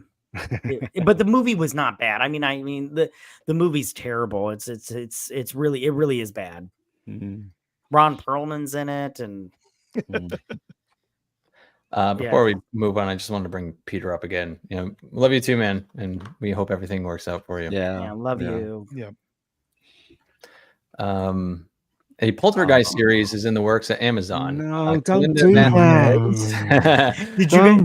Did you guys watch that remake that came out in like 2000? What was it, 15 or whatever? Terrible. It was terrible. I'm all like, you guys, this house is clear. But I loved the original Poltergeist. Oh my god, I Obviously, love the movie of its time, isn't it? But don't step into the light, Carol Ann. No, you So they're said making go a into the series. light. They're making a series out of this. They're making a series out of like Friday the 13th or something Why? too. Right? Yes, they are. We'll get to that. Oh, great. Yeah. Leave this alone. Leave it alone. It's not worth making a TV show out of it. Yeah, just leave it. Yeah, exactly. How many Poltergeist films were there? Like 4? You know what gets me about it is, wait, say that again. How many Poltergeist films were there? Yeah. My whole thing is like, why do you guys take stuff that's good and try to remake it or make a show? Why don't you take the bad shit and try to improve on it and make it good? Like, I'm all like, there's plenty of movies that suck balls that you could make a show out of and make it, people actually like it. Also, right, the TVs don't go off at 12 o'clock in the night anymore, and you don't have the fuzz that you have when a channel goes off. Right. So how was the ghost supposed to communicate? Maybe it's Netflix. Through the TV, through Netflix, I guess. Maybe it'll be like a period piece, even though not a period, but like it'll take place in like the 80s. All or something. right, maybe, or maybe might be through the mobile phone if it's set today. Eh? Maybe. Yeah, so I don't know. Yeah. Leave it alone. That's what I say. So everyone's excited. Yep. Got it. Excited. You know what? I saw a project that it might be in the slides. I have no idea. It's an Amazon project. The trailer released, I believe, yesterday, and it's called Secret Level, and it's this anthology series where it takes like 15 video games and then makes a short little TV episode out of it. It could be good. It looks interesting. It's got some different animation styles, very video game-esque. In terms of Amazon, that is the only thing I'm interested in the coming future of their projects. Yeah, I saw that trailer too. It looks interesting. Is this true? Yeah. The Terminator anime is out in 4 days. Oh, that's true. Ooh, Yeah, I'm gonna see I don't that. think that was in these slides. I'm not sure. Yeah, So I real wanna quick find that fun out. story. I know we're taking a lot of time, but I showed my kids that Terminator trailer today, and they were like, "Why are they talking in Japanese?" I was like, "Cause it's Japanese anime. What are you talking?" Nah, And they were trying to copy. They're like, "Huruto, huruto," and I was like, "Huruto, and everything. We were just playing with. We were just having so much fun with that trailer, and they were just like, and then they were like, "Oh, he's dead." I'm like, "Yeah, he's so dead." So it was fun. I'm gonna watch that show. Yeah, I'm gonna watch it too. Are these old slides? You got me. Yes. You got me. This is what I was given to present. So We're Listen, trying to catch up. Cynic just works here, all right? I just go works. for it, Gavin. The world is too fast. It's too fast. Well, have you guys discussed this shit already? No. Oh, okay. Well, Good. Vex's paranoia is setting in. Claudia Dumet, or however you say that, has been cast in the Mithrigan spinoff Soulmate. The film follows a man who acquires an android to cope with the loss of his recently deceased wife. So is Megan not going to be in the movie? I don't know. I guess I'm it's assuming- another robot. Yeah, it must Yeah. Well, it's a spin-off. They are doing a Yes. direct sequel, though. be. Yeah, they Yes. are. Yeah. Oh, Which I'm okay. excited for. Yeah. I love the first one. Yeah, It's the first so one's great. funny. Yeah, so Yes. funny. Yeah, I love that. Yeah, they shouldn't do any more. I don't want a spin-off of this. I just No, want just Nah, do a dude, sequel to she is Megan. hot. Let her in it. She is well, yeah. Put her in Megan too, but there doesn't need to be a spin-off. Yeah, have her be the protagonist or something. Yeah. Like, yeah, and she's a good actress. I like her on The Boys, but I'm not interested in like a million freaking movies based off the Megan universe. I just want Megan and Yeah. Megan 2, and that's it. Mm. Oh, it's just old news. Well, you know what? It's news to me. Listen, life moves too fast. Sometimes I gotta cover things that happened a month ago. I find it funny that 2 weeks is old. I'm like, ah, shit. But yeah, so much Well, trash Vex, news take gets- it up with Ian Brown, for God's sakes. You know what I mean? It's not our fault. True, bully him. I Yeah. think I noticed a lot of news trickles out of X first, and then like all the other social media apps eventually get a hold of it a week later. Right, that is true. That is true. Mhm. I will watch this though. I just want to say I will watch it. I hope she shows her hooties. Maybe in the unrated. What were you gonna say, Andrew? It's I don't like the spin-off, the whole spin-off thing. One of the things that I'm happy about is one of the spin-offs of the Batman was canceled recently, and I was like, thank God. We don't need a lot of these. I agree with you. But like I think the Penguin one's interesting, but the other one about the asylum, I think it's too early for that right now. That could be a potential show for in between the Batman 2 and 3, but like right now we don't need a billion spin-offs of it. Because like just keep it quality controllable, even though it like that's impossible these days. But please, let's constrain ourselves. Yeah, that would be I nice. agree. And don't add a fucking Joker into True, they're gonna do God it, but damn it. let's just shoot him in the head first 10 minutes. Just kill Yeah, him. that would be awesome. Subvert my expectations. I'd probably clap and give that movie a fucking A+. Like, Ed. Yeah, I gotta just put that fucking shoot character Barry Cogan or whatever his name is. Egan? Keegan, Barry Kegels. Kegels? What? This guy's name changes every time. He's the guy that like sipped cum and like humped a grave or something from that one movie. Yeah, So I did like that movie. the cum movie. Yeah, Hold on. it's Hold not on. the guy. I've been on a full rabbit trail. Did you I was see very- the, I did you was see very- the vinyl for it? The Did I vinyl for see the the- movie? I did not. Dude, it is a vinyl, but it's like inside the vinyl is like cum. Oh, God. great. We've Well, got a that's picture of gross. it. Hold on. That's Hold gross. on. No, What's the great. name of the movie? Yay! Saltburn. He of course owns this. He owns this album. So he's Saltburn, got- I don't have this yet. I want it. I haven't even seen the movie, but I Saltburn, want are you to. talking? I just want to Saltburn. make sure you're talking about Saltburn, correct? Yeah, Saltburn.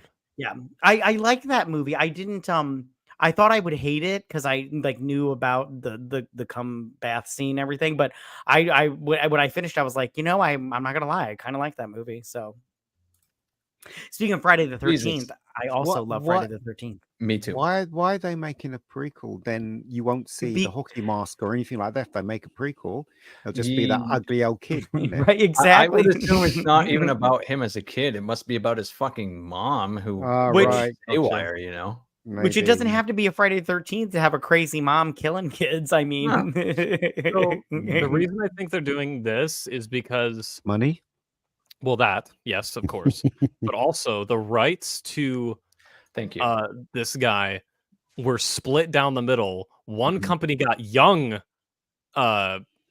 What's this guy's name? I completely Jason Voorhees. Jason Voorhees. Yes, Jason. Remember the name. One studio got young Jason. The other studio got old Jason. This is pretty much what's that guy in the Bible? I think it's Solomon, who was like, you know what? These two mothers can't decide who's the parent, so let's cut this baby in half. And that's pretty much what they did here. Yeah. I told you, when you said what's that guy in the Bible, I was gonna like, Jesus? That guy. Yeah. Oh yeah. I do believe one company got the name Friday the 13th in like some aspects of the original film, which would include Camp Crystal Lake, Jason as a kid before he gets the hockey mask, and then the other bits of rights went to another party. I think it was Sean S. Cunningham, and he gets Jason, like the mask and all that, but you can't combine the two now. And it was because of how the original movie was written. It was written by one dude, and Sean S. Cunningham produced it. And so in the through the litigation, that's how they ended up splitting it up. So now that's what you're gonna get. There's like Jason, and then there's Friday the 13th. There's no Jason in Friday the 13th. How fucking stupid is that? So they're literally just making an absolute shit show for themselves and trying to make a Friday the 13th film without Jason in it. Without Jason, basically. Yeah. They got the IP. They got to do something with it. Like, who won in that? The person who gets the well, yes, but honestly, between the two, the person who gets that iconic person right there wins. 100%. Yeah, they can at least make toys. Yeah, nobody cares about Crystal Lake. It's all about the guy in the lake. I mean, Jesus Christ, by the 8th movie, they wanted him to get the fuck out of there. They sent him to Manhattan. Right, yeah. And then the next one, they sent him to hell. Which I just have to be honest, hot take, love both those movies. I love Jason in Space. I love that movie too. Jason X. Yeah, I love that movie. I'm like, like they're so stupid, but I love them. I just love them. But then he team up with the one with the claws. Freddy. Yeah, I love that movie too. Oh my god, I love those movies. I love all of them. You'll have to come on the Beast Up breakdown for our Halloween special this year. I wanted to do a Friday the 13th. So yeah, I'll do it. I love all those movies. Hell yeah. They're just like the best. Like when Jason goes to Manhattan, I love the scene where the guy's in the sauna and he's all like, "Hey Tom, is that you?" I can't remember. And he like shoves the rock through his and he like lights on fire. I'm like, that's not how people work. So fucking We're gonna spend 6 hours breaking down why Friday the 13th movie sucks. But it also rules so hard. It's so good, so good. 28 years later has wrapped filming, and it stars a bunch of people, including Cillian Murphy, which is the most important thing. Yeah. Me. All right. I'm so excited for this movie. He's back because he wasn't in the sequel, was he not? He was not. No, he wasn't. No. Right. So Cillian, This is produced. This is directed by the original team that made the first film, I believe. So does that mean they're shooting it on VHS then, like they did the first one? I wish. It's slick. They've also got Aaron Taylor Johnson. He's interesting. Yeah, I do like him. Ralph. You mean Big Dick McGee? Listen to how emphatically Matt said that. Big Yeah, but dick. no, you watch that. What is that? Million Little Pieces. The first 5 minutes, it's like, I swear to God, it's like a third leg. I swear, I was like, oh my God. I was like, the fucker can act. He's good looking, and he's got a big dick. What did I do to not deserve these things? Why does God hate me? He didn't remember anything else of the movie. All he could just focus on the size of this man's unit. I did like that book it was based on. The movie was all right. This movie also has Aaron Kellyman, which is but whatever. I like that Jodie Comer. I wish that she. Yeah, I like Jodie Comer. Jodie Comer. Yeah. Well, hopefully it'll be good. I hope so. I'm so excited for this movie. I think they're 2 for 2, even though the same people didn't make the sequel. That was still a pretty good movie. Yeah, I agree. I didn't hate the movie. Yeah, I also I like that Danny Boyle guy. Yes. He did what is Grave. the independent film where they were going to restart the sunrise. Sunrise, yeah. Sunshine. Oh, Sunshine. Sunshine. Didn't really like that one. It was okay. I thought that was really good. It hit me in the emo time, I guess. Hold on, they reset the sun. Yes. Yeah. The sun's like something's happening, whatever. The sun's dying. It died. They have to go and kind of give it a jump start. They have to reset the sun. They reset the sun. Yep. Have you tried turning it off and on again? I will be fine. I agree with you though. I liked that movie too. Yeah, I thought it was good back in the day. I haven't seen it in like 19 years or however long it's been. Yeah. So, yeah. When I had my emo hair, I was like, this movie's fucking deep, dude. Director Fede Alvarez says he and co-writer whatever the fuck have considered an Alien Romulus sequel. We naturally started thinking about where the ending goes and what's going to happen, and then a few minutes in, we go, "Oh, that sounds like a sequel." That sounds like shit. Because the film wasn't very good. So good luck with that one. I didn't hate Romulus. I didn't either. I didn't like the third act. I don't I don't know if we're allowed to do spoilers. I'm going to do spoilers. I don't care. I don't like the hybrid thing. I really hate the hybrid idea. I really, really hate it. It doesn't work for me. So the third act, I was just like, I was up with you. I was with you until this point. But I don't know, man.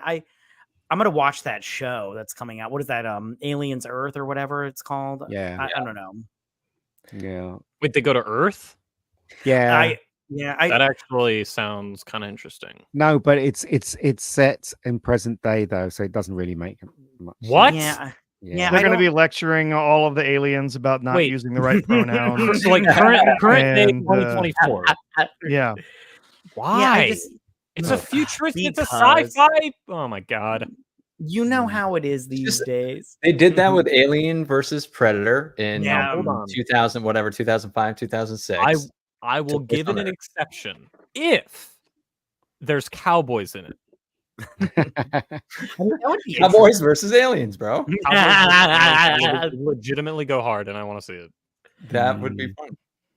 I really don't think Alien Romulus needs a sequel. Yeah, I agree.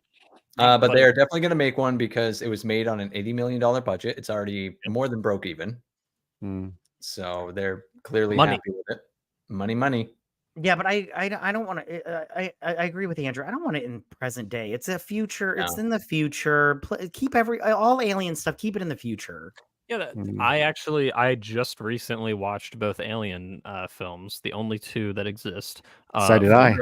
Yeah.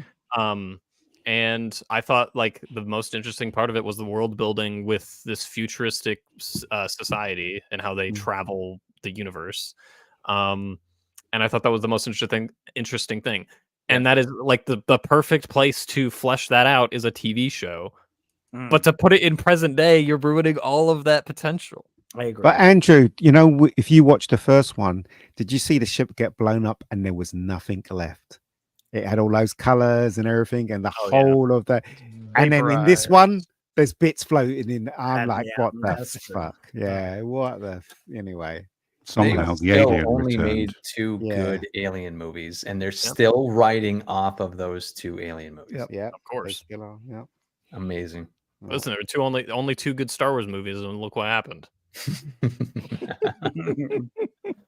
As a not massive Star Wars fan, and as a person that came into doing movie reviews because of the MCU, I am inclined to agree with you, Andrew. So, moving on before anyone gets heated. Yeah, Alien Romulus crosses $225 million worldwide. It had an $80 million budget. So even with marketing costs, it's definitely going to break even at the very least. So. It's good, but unfortunately, the film for me didn't work too well. I enjoyed it in the cinema, but when you look at it closely, it just there's loads of plot holes and stupidness in there. So. Show me the water.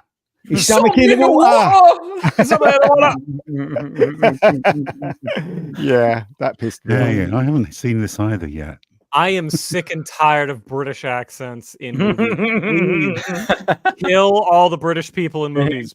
Dear God. That's racialist. He's a racialist. True. Oh, if you don't like it, stop speaking our language. No, it's you know what? I'll just be Andrew, it's not Andrew. It's not that, because in the first Alien we had Ian Holm, we had John Hurt, and they had British accents. It's the stupid working class British accent that I feel doesn't belong in any kind of movie, to tell you the truth, apart from Lock, Stock, of course. But that's about it. Just grated with me when he said that. It just grated with me. It's the same thing here in America. Like if you have, for whatever reason, and this is just an objective reality.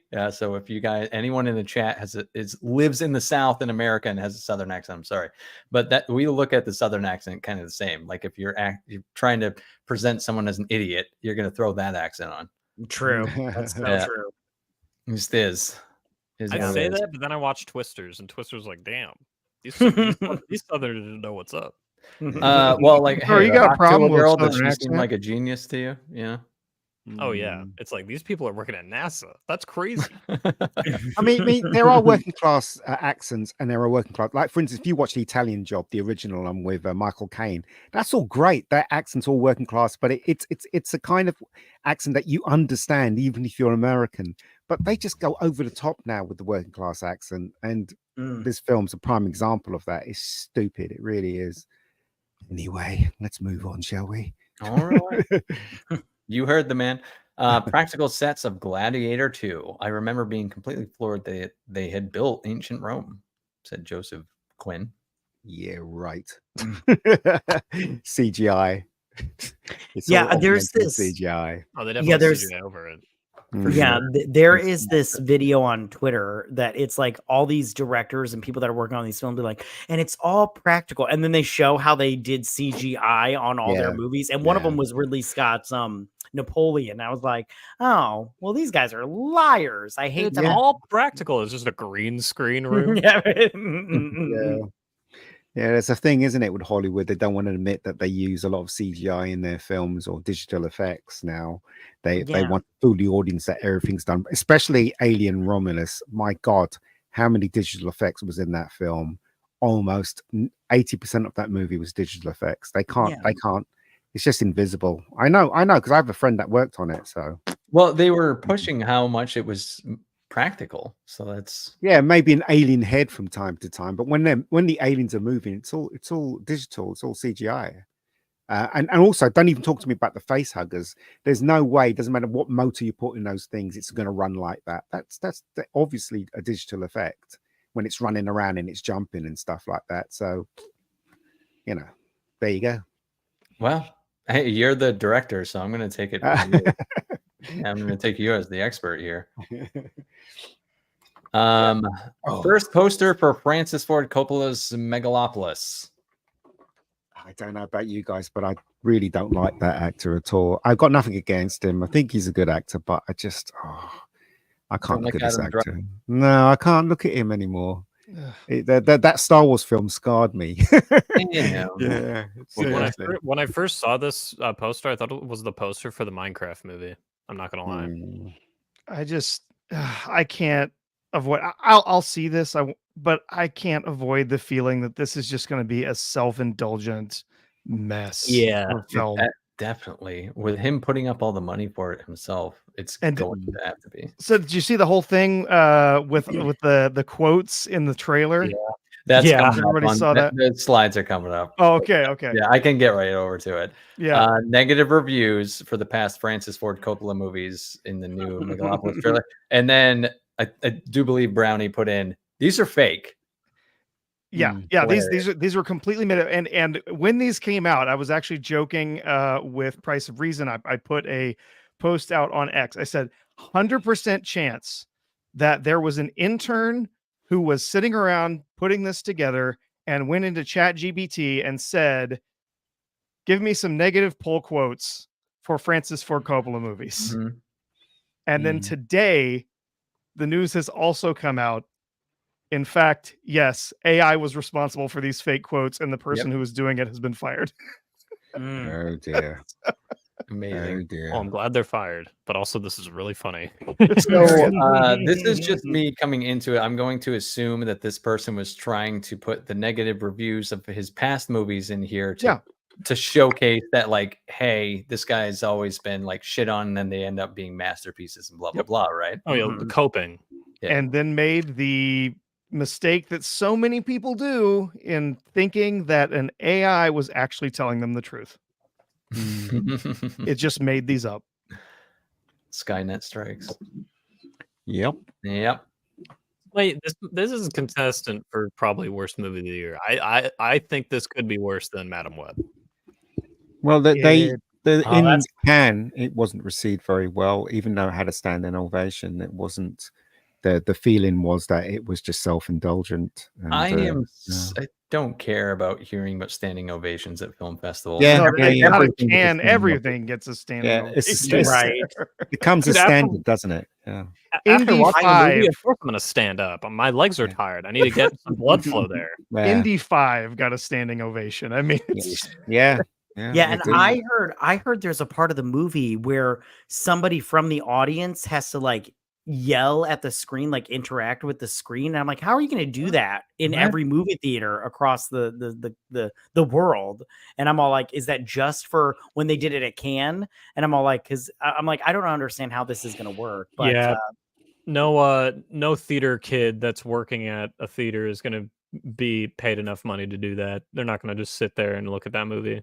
They need to, especially with how how scarce jobs are in movie theaters. They can't work there. They got to be out in the front. Also, when it was released, when it was screened at Cannes, it did get standing ovation, but no distributor would pick it up. Usually, a film of this scale get picked up by a distributor, and it didn't. And I guess months later, some distributor picked it up, unless he's putting it in the cinema himself and spending his own money. So yeah, I mean, but the I know people that went to see the screening in Cannes, and a lot of them said that it wasn't very good. It was self-indulgent. One of my friends said he didn't understand the movie at all. It looked nice, but that was about it. So I don't know. We'll find out, I guess. I watched the trailer. I wasn't exactly grabbed by it. I think this is going to fail in the same way that Cloud Atlas did.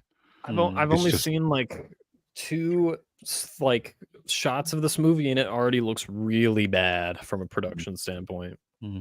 Right on. Yeah. Plus, I think Francis Ford Coppola is just going off of his name. Like he did this movie that I saw. It was called Twix, and I remember seeing like interviews with the stars of it, and they were just like, "Oh, a chance to work through." But the movie sucked balls, and I'm all like, "That's probably what this movie is." It's just like they just wanted to work with him because of his name. Yeah. But I will say this: I do give him mad respect for putting his own movie or money into his own movie, and betting on himself. Unfortunately, his bet is probably not going to pay off because I'm not interested in this movie, but I do give him mad respect for putting his own movie on the line. Looks like he's holding a lightsaber there. Yeah, it does. Yeah, that's what I thought it was. But they did receive an apology, at least, I guess. Yeah. Oh, sleep better now. J.J. Abrams and his production company, Bad Robot, are finalizing a new multi-year film and TV deal with Warner Brothers. Abrams will be taking a massive pay cut from his 2019 contract. Turn back, Sarah. Warner Yeah. Brothers, you got to save money. This is an easy call. Stop spending money on J.J. Abrams. Just walk away. Just tell him to go away now. You know, He's a I hope hack. I hope He is the a Warner hack. Brothers gets lit on fire. I hate all of them there. I just thank you for hiring more and being irresponsible with your money. I fucking hate this company. Yeah, this is He's already worth $300 to $400 million by himself. So I don't think that's going to hurt him. He should take a long vacation, shouldn't he? With that amount of money. He sucks. Yeah, Nice long vacation. Yeah, I agree. Well, fuck you, JJ. Exactly. Cross your fingers. The Phoebe Waller-Bridge Tomb Raider series may no longer be happening. Good. She's a hack. She's very ugly. She looks like a witch right there. Dude, she should have been cast in that one, the Wicked movie. Yeah, Ariana Grande? She probably can't sing though. Well, who cares? They can ad-lib it. Yeah, you can fix someone singing. You can't fix someone's fucking face. So you cannot. Yeah, that nose is crazy. That nose crazy. Yeah, so is her 5-head. Like, she's got a worse receding hairline than most 50-year-olds. No, it's like in the Indiana Jones film, all these people fancied her. It's like, well, do they need glasses or something? I did not understand that. They were all like looking at her like she was the Last Supper, and I'm like, exactly. I'm on a diet. Yeah, you know like, she is not attractive at all. She isn't at all. So anyway, I just want to clear this up too. This isn't we are equal opportunity haters, because I personally think that Henry Cavill's hairline was atrocious always, and that yeah. I've said it too. I've said it too. Yeah. So we're equal. It's not exclusive to her. I mean, it's exclusive for me. I'm going to speak for myself. I think Henry Cavill's hairline is fine. Her hairline sucks. It probably got fixed with some hair implants, but no. Around Batman versus Superman, I was like, dude, we got a fucking middle-aged Superman up in here. God damn. He is. You can tell he's losing it. But that's fine. That man will look good bald. He will look good bald. That fucker. I tell you what. Oh, some people hate them. Yeah, just too good looking. If Deadpool was openly gay, I don't know about you, Matt, but let's just hope that Phoebe Waller-Bridge, that this is the end of her 15 minutes and she can pack up and go. No more. What? These two in that movie? This work. Yeah, I'm not a remake. It's not a remake. It's a reimagining. And I'm telling you right now, if you read this article, I am excited for this movie. Because I love Anaconda. I remember the first time I saw it. And so this movie, sorry, Cynic, I don't mean to okay. Oh, you're good. So this movie is about these two. One of them is an actor, but his career is kind of like, flailing or whatever. And I can't remember what the other one's job is or whatever. So they decide to go to the rainforest and reenact this movie and like film it or whatever to redo this movie. But then trouble ensues and they have to deal with giant snakes and like drug dealers or whatever, the drug cartel or whatever in the Amazon and something else. I can't remember the exact everything from the article, but it sounds like a fun movie to me. I'm all in for this. So it's a comedy. I don't know. It's gotta be. But yeah, they didn't go into like overwhelming detail in the article because they hadn't signed on yet. They were just thinking about signing on. But I'm going to watch this movie if they do this because I'm excited for it. I thought it sounded good. I do like Paul Rudd. I think he's quite good. So yeah, I definitely didn't hate this idea. I thought that was pretty funny. Like, did you guys like Anaconda? I love Anaconda. It's a terrible movie. Yeah, but it's so good. It's so John Voight's accent alone is worth the viewing in this movie. Dude, his creepy face that's turned into a forever gift. Yeah. And I love when he gets shot out from the snake, like when it throws him up and he like wings. Yeah. And then J-Lo's like, ew, don't touch me. Don't get off. Did he not kill someone with his legs or something like that? I remember seeing the film. He killed some woman with his leg because he was tied to a post, right? Oh yeah, and well he grabs. Does he kill her? I can't remember off the top of my head because it's been a little while since I saw the movie. But I just remember like the snake getting all up in their face and being like, I was like, oh, J-Lo, smack him, smack the snake. But I love that movie. I should watch it again soon. It's so I just remember loving the shit out of it. I kind of want to know. But yeah, this will be something I'm not necessarily looking forward to, but I will be watching it though. Open-minded. Well, here's some great news. The Rings of Power showrunner compares season 2 to Oppenheimer. What the hell? Dude, we've sort of been likening it to Oppenheimer. You're dealing with this world-changing power, and nobody knows exactly whether it's going to be for good or This is crap. This is like earlier this week when somebody compared the Acolyte to Breaking Bad. Yeah. What the actual hell? This is the same as when the Obi-Wan Kenobi show was about to come out, and they were like, "Oh yeah, it's like Logan." It's like, the fuck do you mean? What are you talking about? It's not good, is it? It's not good. Yeah, this is so funny. I might watch season 2 just for this quote alone.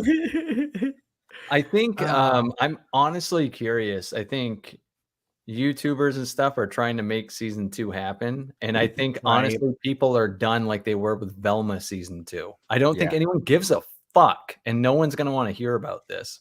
I really don't. No one's going to watch it.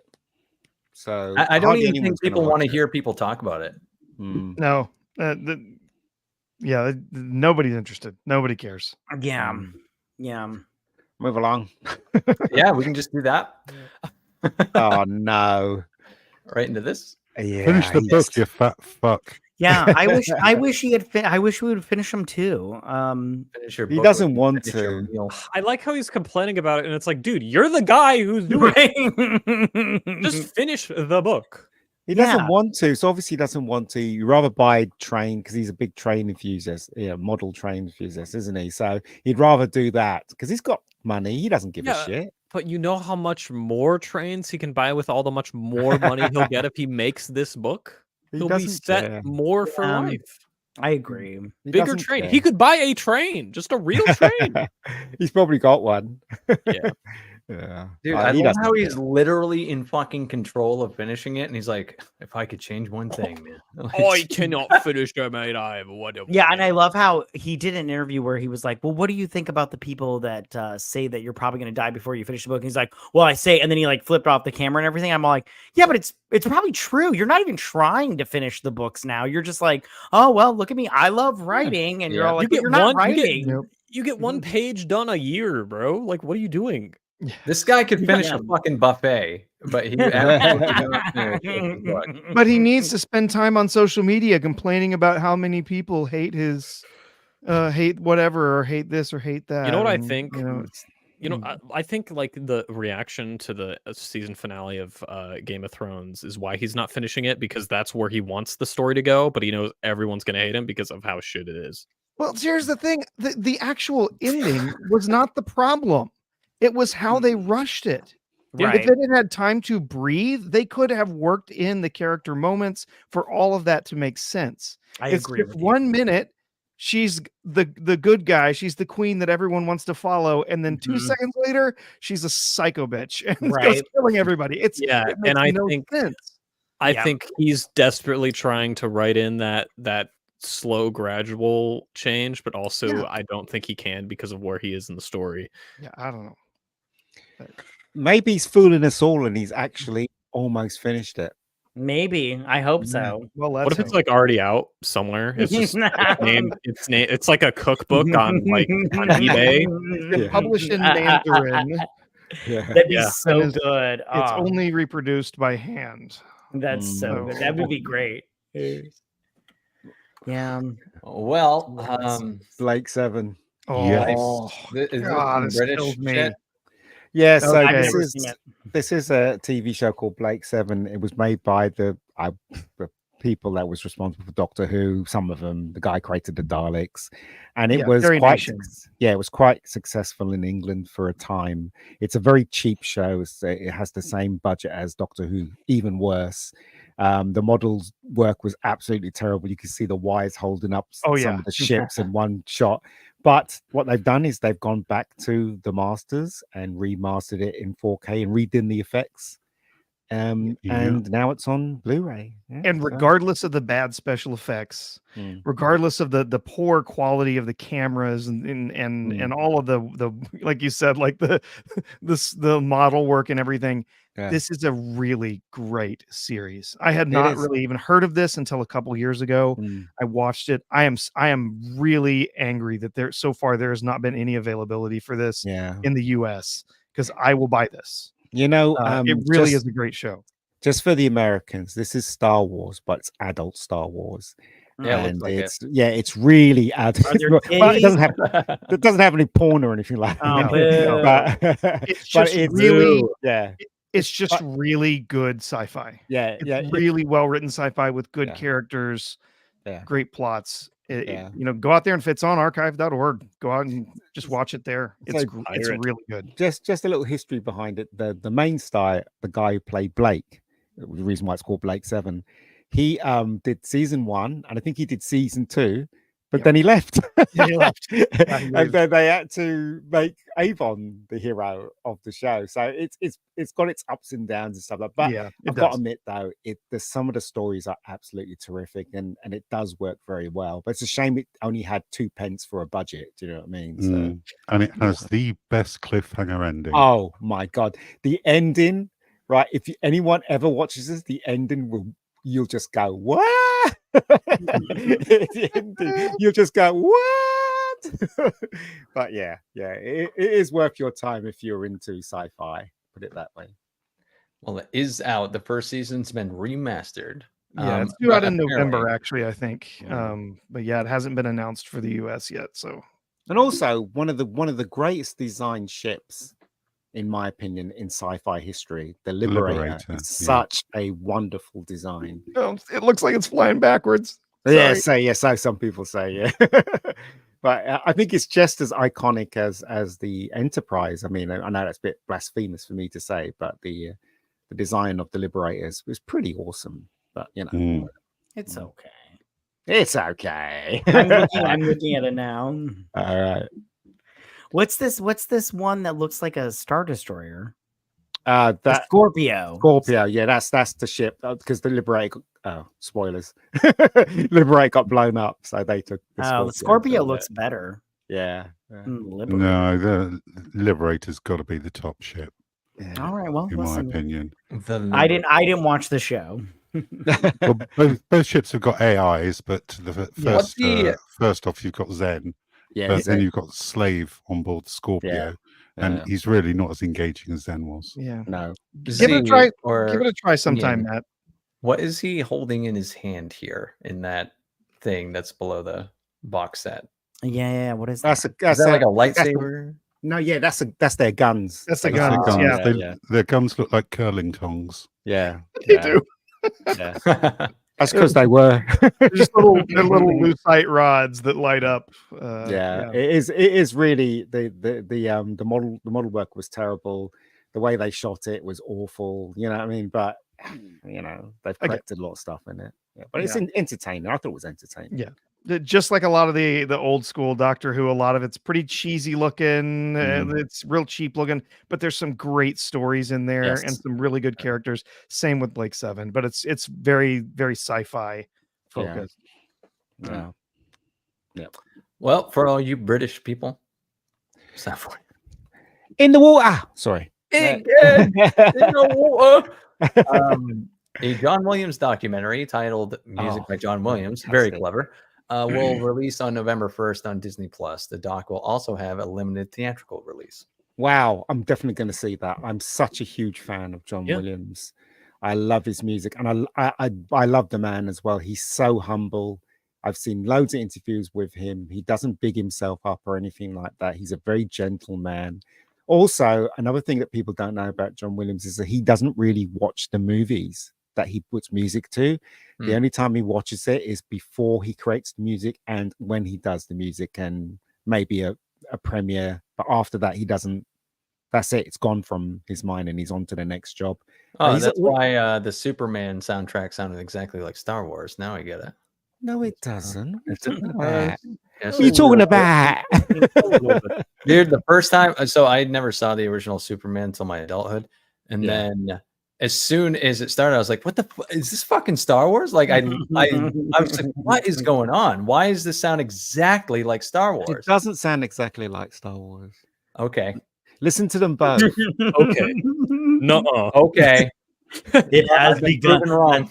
Let them bite. I think a lot. I think he's probably the greatest composer in cinema history. Yes, he is. Let me just get that out of the way. Yeah, a lot of his stuff, like most musicians, eventually start to sound the same. It just is what it is. He has certain cues and certain things that he enjoys, and that's you know what? How awesome is it to get that kind of complaint? Like, hey, all your masterpieces sound very similar. No, but the thing is, though, with John Williams, okay, right? He has a style, and his style goes through all his music, right? And I think that's what you're talking about. But if you listen carefully, Star Wars is the planets. If you ever heard the planets, it's definitely Star Wars. So absolutely, he ripped off the planets. If you listen to the planets very carefully, it's Star Wars. So but he created. And when he did Star Wars, that's very much like the planets. He set the precedent for music, you know, films, so music in films, and every other composer around him, like John Barry's a different thing, like James Horner and stuff. They learnt off him, so he's the master. And I've got every one of his albums personally. I think he's a genius personally. And he did TV shows like Land of the Giants, Voyage to the Bottom of the Sea. You know, he did a lot of TV shows before he became the John Williams, if you know what I mean. So I think he's brilliant personally. He's amazing. Yes. I mean, I think even Weird Al, I know weird to bring Weird Al up, but he had a joke or something along the lines about the fact that all of John Williams' music sounds the same. It is a gag, but all at the same time, this guy deserves to have a documentary. He's written some of the best compositions in film history. So he's quite old as well, isn't he? He's like in the 90s, right? Yeah. I still love that his very first film that he did the score for ended up on Mystery Science Theater 3000. Yeah, Daddy-O. Yeah. I haven't got that one, but I've got everything else of his. Again, right? You know, to have John Williams, it's like when they made Home Alone, right? Chris Columbus, who directed Home Alone, he said halfway through the film, he said, "I want John Williams to do music, but we'll never get him. We'll never get him. It costs too much money." And then, just by chance, he told John to take a look at the film, and when John Williams watched it, he went, "I'm going to do it because I love the film." So that's the kind of man he is. He's not motivated by money at all, like some other composers. He's motivated by how good the film is. What do you think his last great composition was? Like great, like iconic. He's got so many. I think Close Encounters for me is one of the best movie soundtracks he's ever done, in my opinion. It's close to E.T. as well.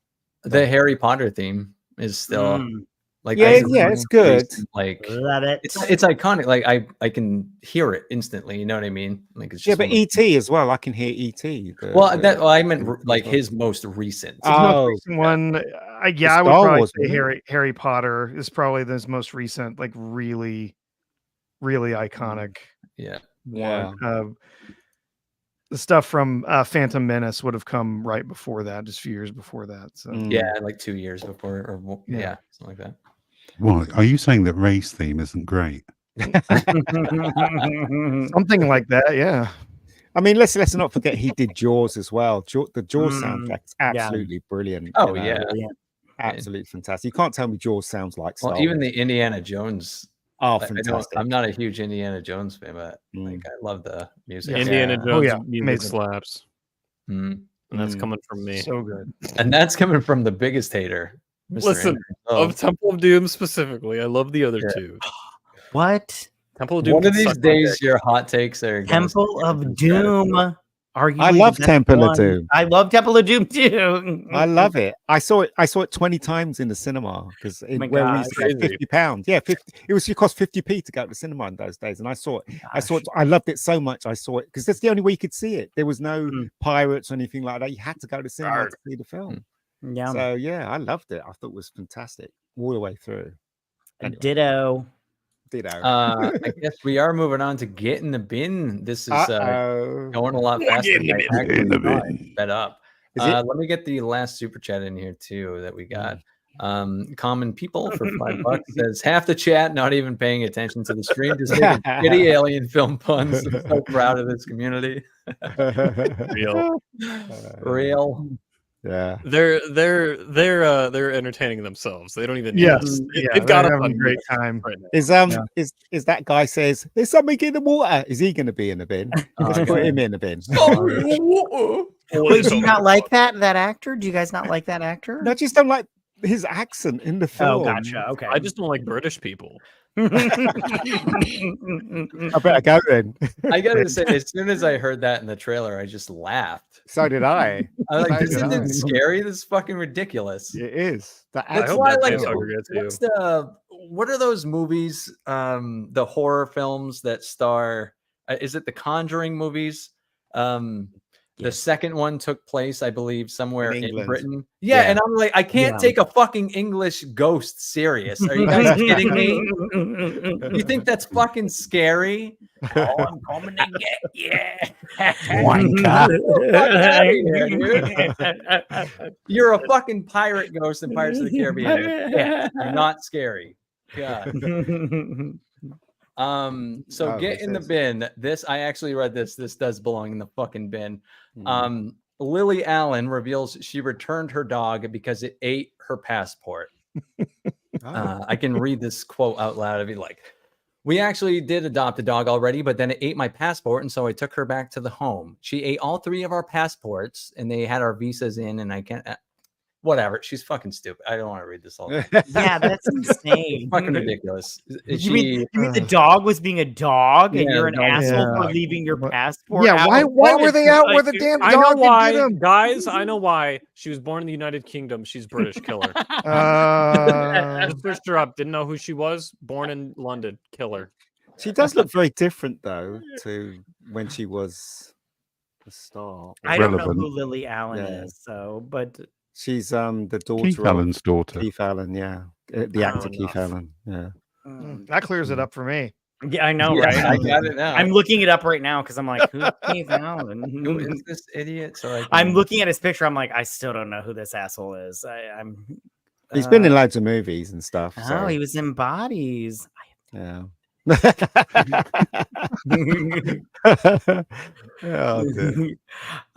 was in Eddie the Eagle. I love that movie. Okay. Yeah. I don't know who he played. Did he play the dad? Oh gosh, it doesn't matter. Anyways, yeah, this woman's a monster. Who brings their dog back because you fucked up? That's like me complaining. My dog ate my shoes. Yeah, because it's a fucking dog. That's what dogs do. Get him a chew toy, you little idiot. Is this true though? I mean, why would she admit this? She's gotten death threats now. She's gotten death threats because of this. If this isn't the truth, this is the dumbest lie I've ever heard. She deserves. She deserves the hate for this dumb lie. If it's a lie, we need to nuke London. So I guess she told this story on a podcast, and that's people terrible. Have been sending all sorts of nasty threats and horrible stuff to her. Good. Well, you know, she's stupid. That's all I can say, really. So stupid. Yeah, I mean, who would say this on a podcast, for God's sakes? Yeah, why? You know how much feel the need to reveal personal shit that they should know is going to make people hate them, right? Well, also, right, England is, England loves dogs. You know, like they love dogs. You know, dogs are everywhere, man, and they're in films and everything, and TV shows, British TV shows, and everything. So to say this, she's just crucifying herself. I don't know why she would say this. Stupid woman. Yeah, dude, never mind. My dog ate today. I'm taking it back. Taking it back. Yeah. Very stupid. Well, moving on from this idiot. Yeah. Good. Yeah. And finally. Finally. Oh. Oh my First goodness. poster for the Superman, the Christopher Reeve story. Yeah. That's such a Is shame. this what a- happened to him. Yeah, he Is it looks a really documentary? good there. Mm. Yeah, it's a documentary. I take it. Yeah. Yeah, I Christopher haven't heard it. Reeves, man, what a good looking dude. I didn't realize how good looking he was. He looks great there. Guys, remember Matt's married to a woman. Oh, that's okay. It doesn't matter what you believe. I'm getting blood flow right now. It's fine. In state. It's a shame, really, because he was a good, by all accounts, he was a nice person.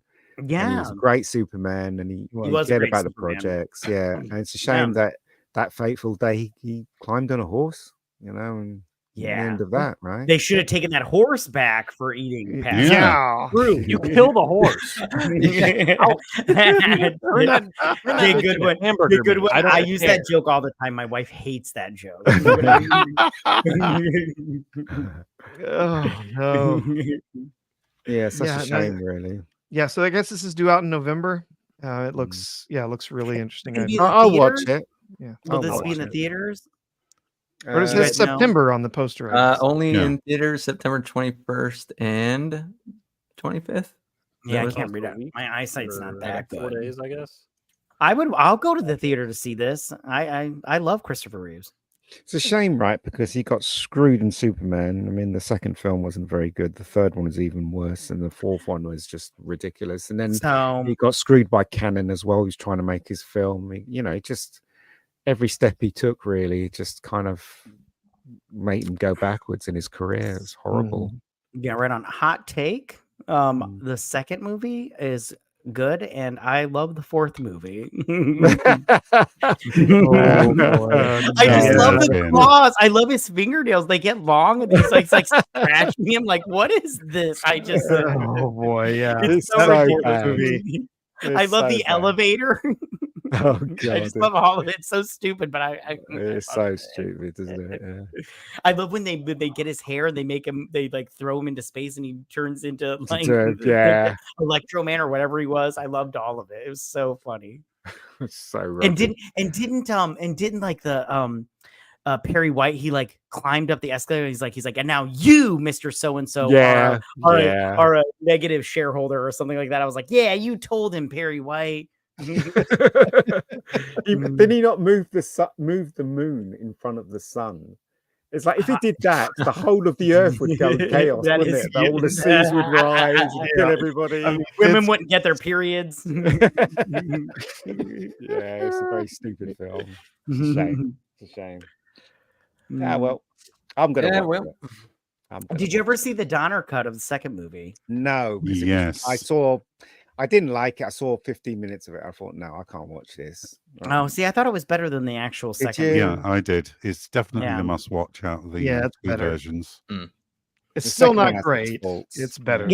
Yeah, it doesn't like fix everything that was wrong with the second one, but I mean, I still like the second one. So Mm. Mm. Well, what are you gonna do? that's that. That'll be that then. That will be Yeah. that then for this week. Okay. And may we Um, never speak of the Acolyte again. Thank God. Hopefully. Yeah. Yeah, I guess since that is it, I'm gonna thank all of our guests. We did make it at a smooth 2.5 hours. Not bad. Yeah. Yeah. Not bad at all. And you did great hosting. Hey, Senate. thanks. I've done it a couple times in my life. Yeah. but not recent. So I guess I did need some practice.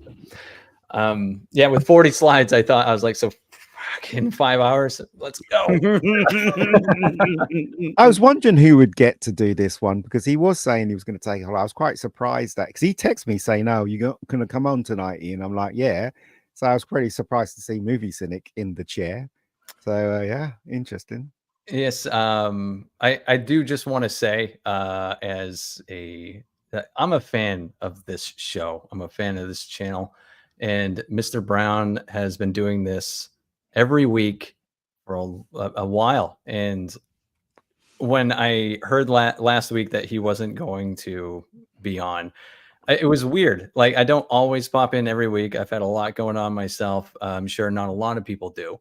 like pop in every single week. But there's a comfort in knowing you guys are here. There's a comfort in knowing that this channel grows slowly but surely. And I just really appreciate Mr. Brown, and I really appreciate what he does. And I think this is personally my favorite show, beyond FNT, beyond Open Bar, beyond BSUP, beyond my own show. There's something about this one that I love, and I'm really appreciative of him for doing what he does. And what he does, like growing this channel is hard. Growing a show that's just live streaming is really difficult. So to see it go when I first got on here around like 500 subscribers, and it's now reaching 5,000, and the amount of time is really impressive. So I just thanks to his community for being here and supporting him. And I hope you guys keep coming back always, because I just I love this show. I don't ever want to see it go away. So best damn chat on YouTube. Yeah. Chat. It's because of Matt. That's why. But yeah, what he, he's feeling burnout, and YouTube burnout's real. Well, it And happens. what he's accomplished is not easy to do. So I just thank you all for supporting him, and I think he does a great job and earns that support. So but yeah, I will go around and thank the guests. And now that we're all screwed up, I guess I'll start with Matt down there in the corner. But yeah, thanks for coming on, buddy. Appreciate you. Oh, thanks for having me. I always have a good time. I miss Brown, but Cynic, you're a great replacement. I appreciate it. We'll have the real guy back though soon. Yeah. Andrew, love you, dude. I'm so glad that you're on here. I really appreciate that you came on. It's been a while, and I know that you are the whipping boy of BSUP, but you are our friend, and we do love you. And I missed you, man. So I'm glad to talk to you. It was fun being on again. It was a good time. Yes, sir. Thank you for your contributions, sir. And Mega Geek down there. My guy. Appreciate you, man. No worries, guys. No worries. I forget too. Does anyone that I've gone over so far, would you like to shout out what you're doing or anything that you're up to that you'd like the audience to know? Of course, my hosting duties, I forget sometimes.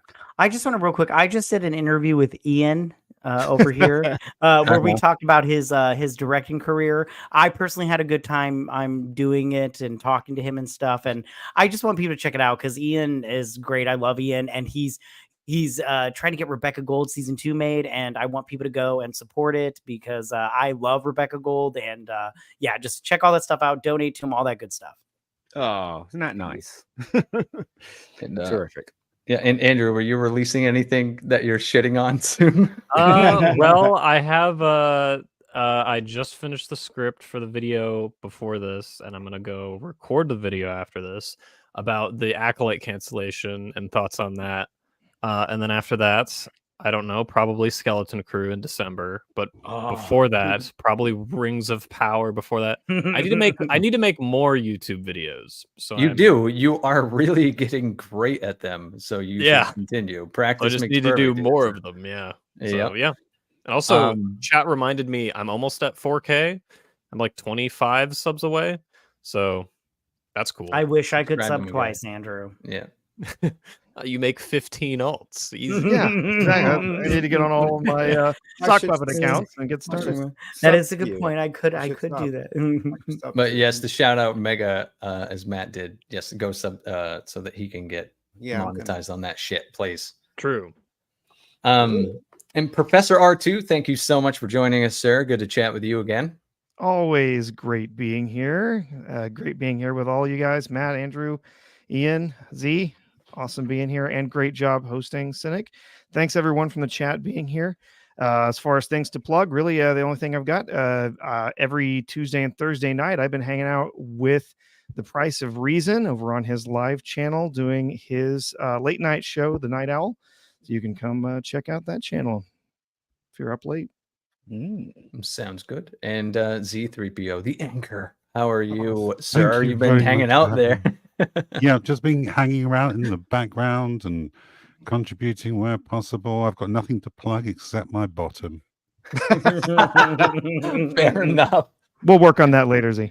Thanks for joining, man. And I will be on BSUP tomorrow. I think I am releasing a review of The Crow at some point soon. I had so much to say that I got confused, and I can't even gather all my thoughts into a script. I was so angry at that. So, but we'll discuss it on BSUP tomorrow. Just for sure. wing it. Yeah, maybe. I've never wung a video, so I don't know how that would play out. Wung away. Like this, it'd play out like this, like this show, wouldn't it? Yep. There you go. But yeah, that is all, folks. We'll see you on BSUP tomorrow if you so happen to join. That is indeed on the Little Platoons channel exclusively, if everyone remembers, because bouncing back and forth is fucking stupid. So just whatever. Yeah, but we will see you all tomorrow, and we will see you next week as well. Hopefully with Mr. Brown himself back. If not, maybe a new guest host, or maybe me again. Who knows? But thank you so much for stopping in, chat. We stayed at a pretty much steady the entire time with views. So I hope it was entertaining for everyone. And we will see you all next week. Later all. Bye. Love you, Bye, Brownie. everybody. Bye.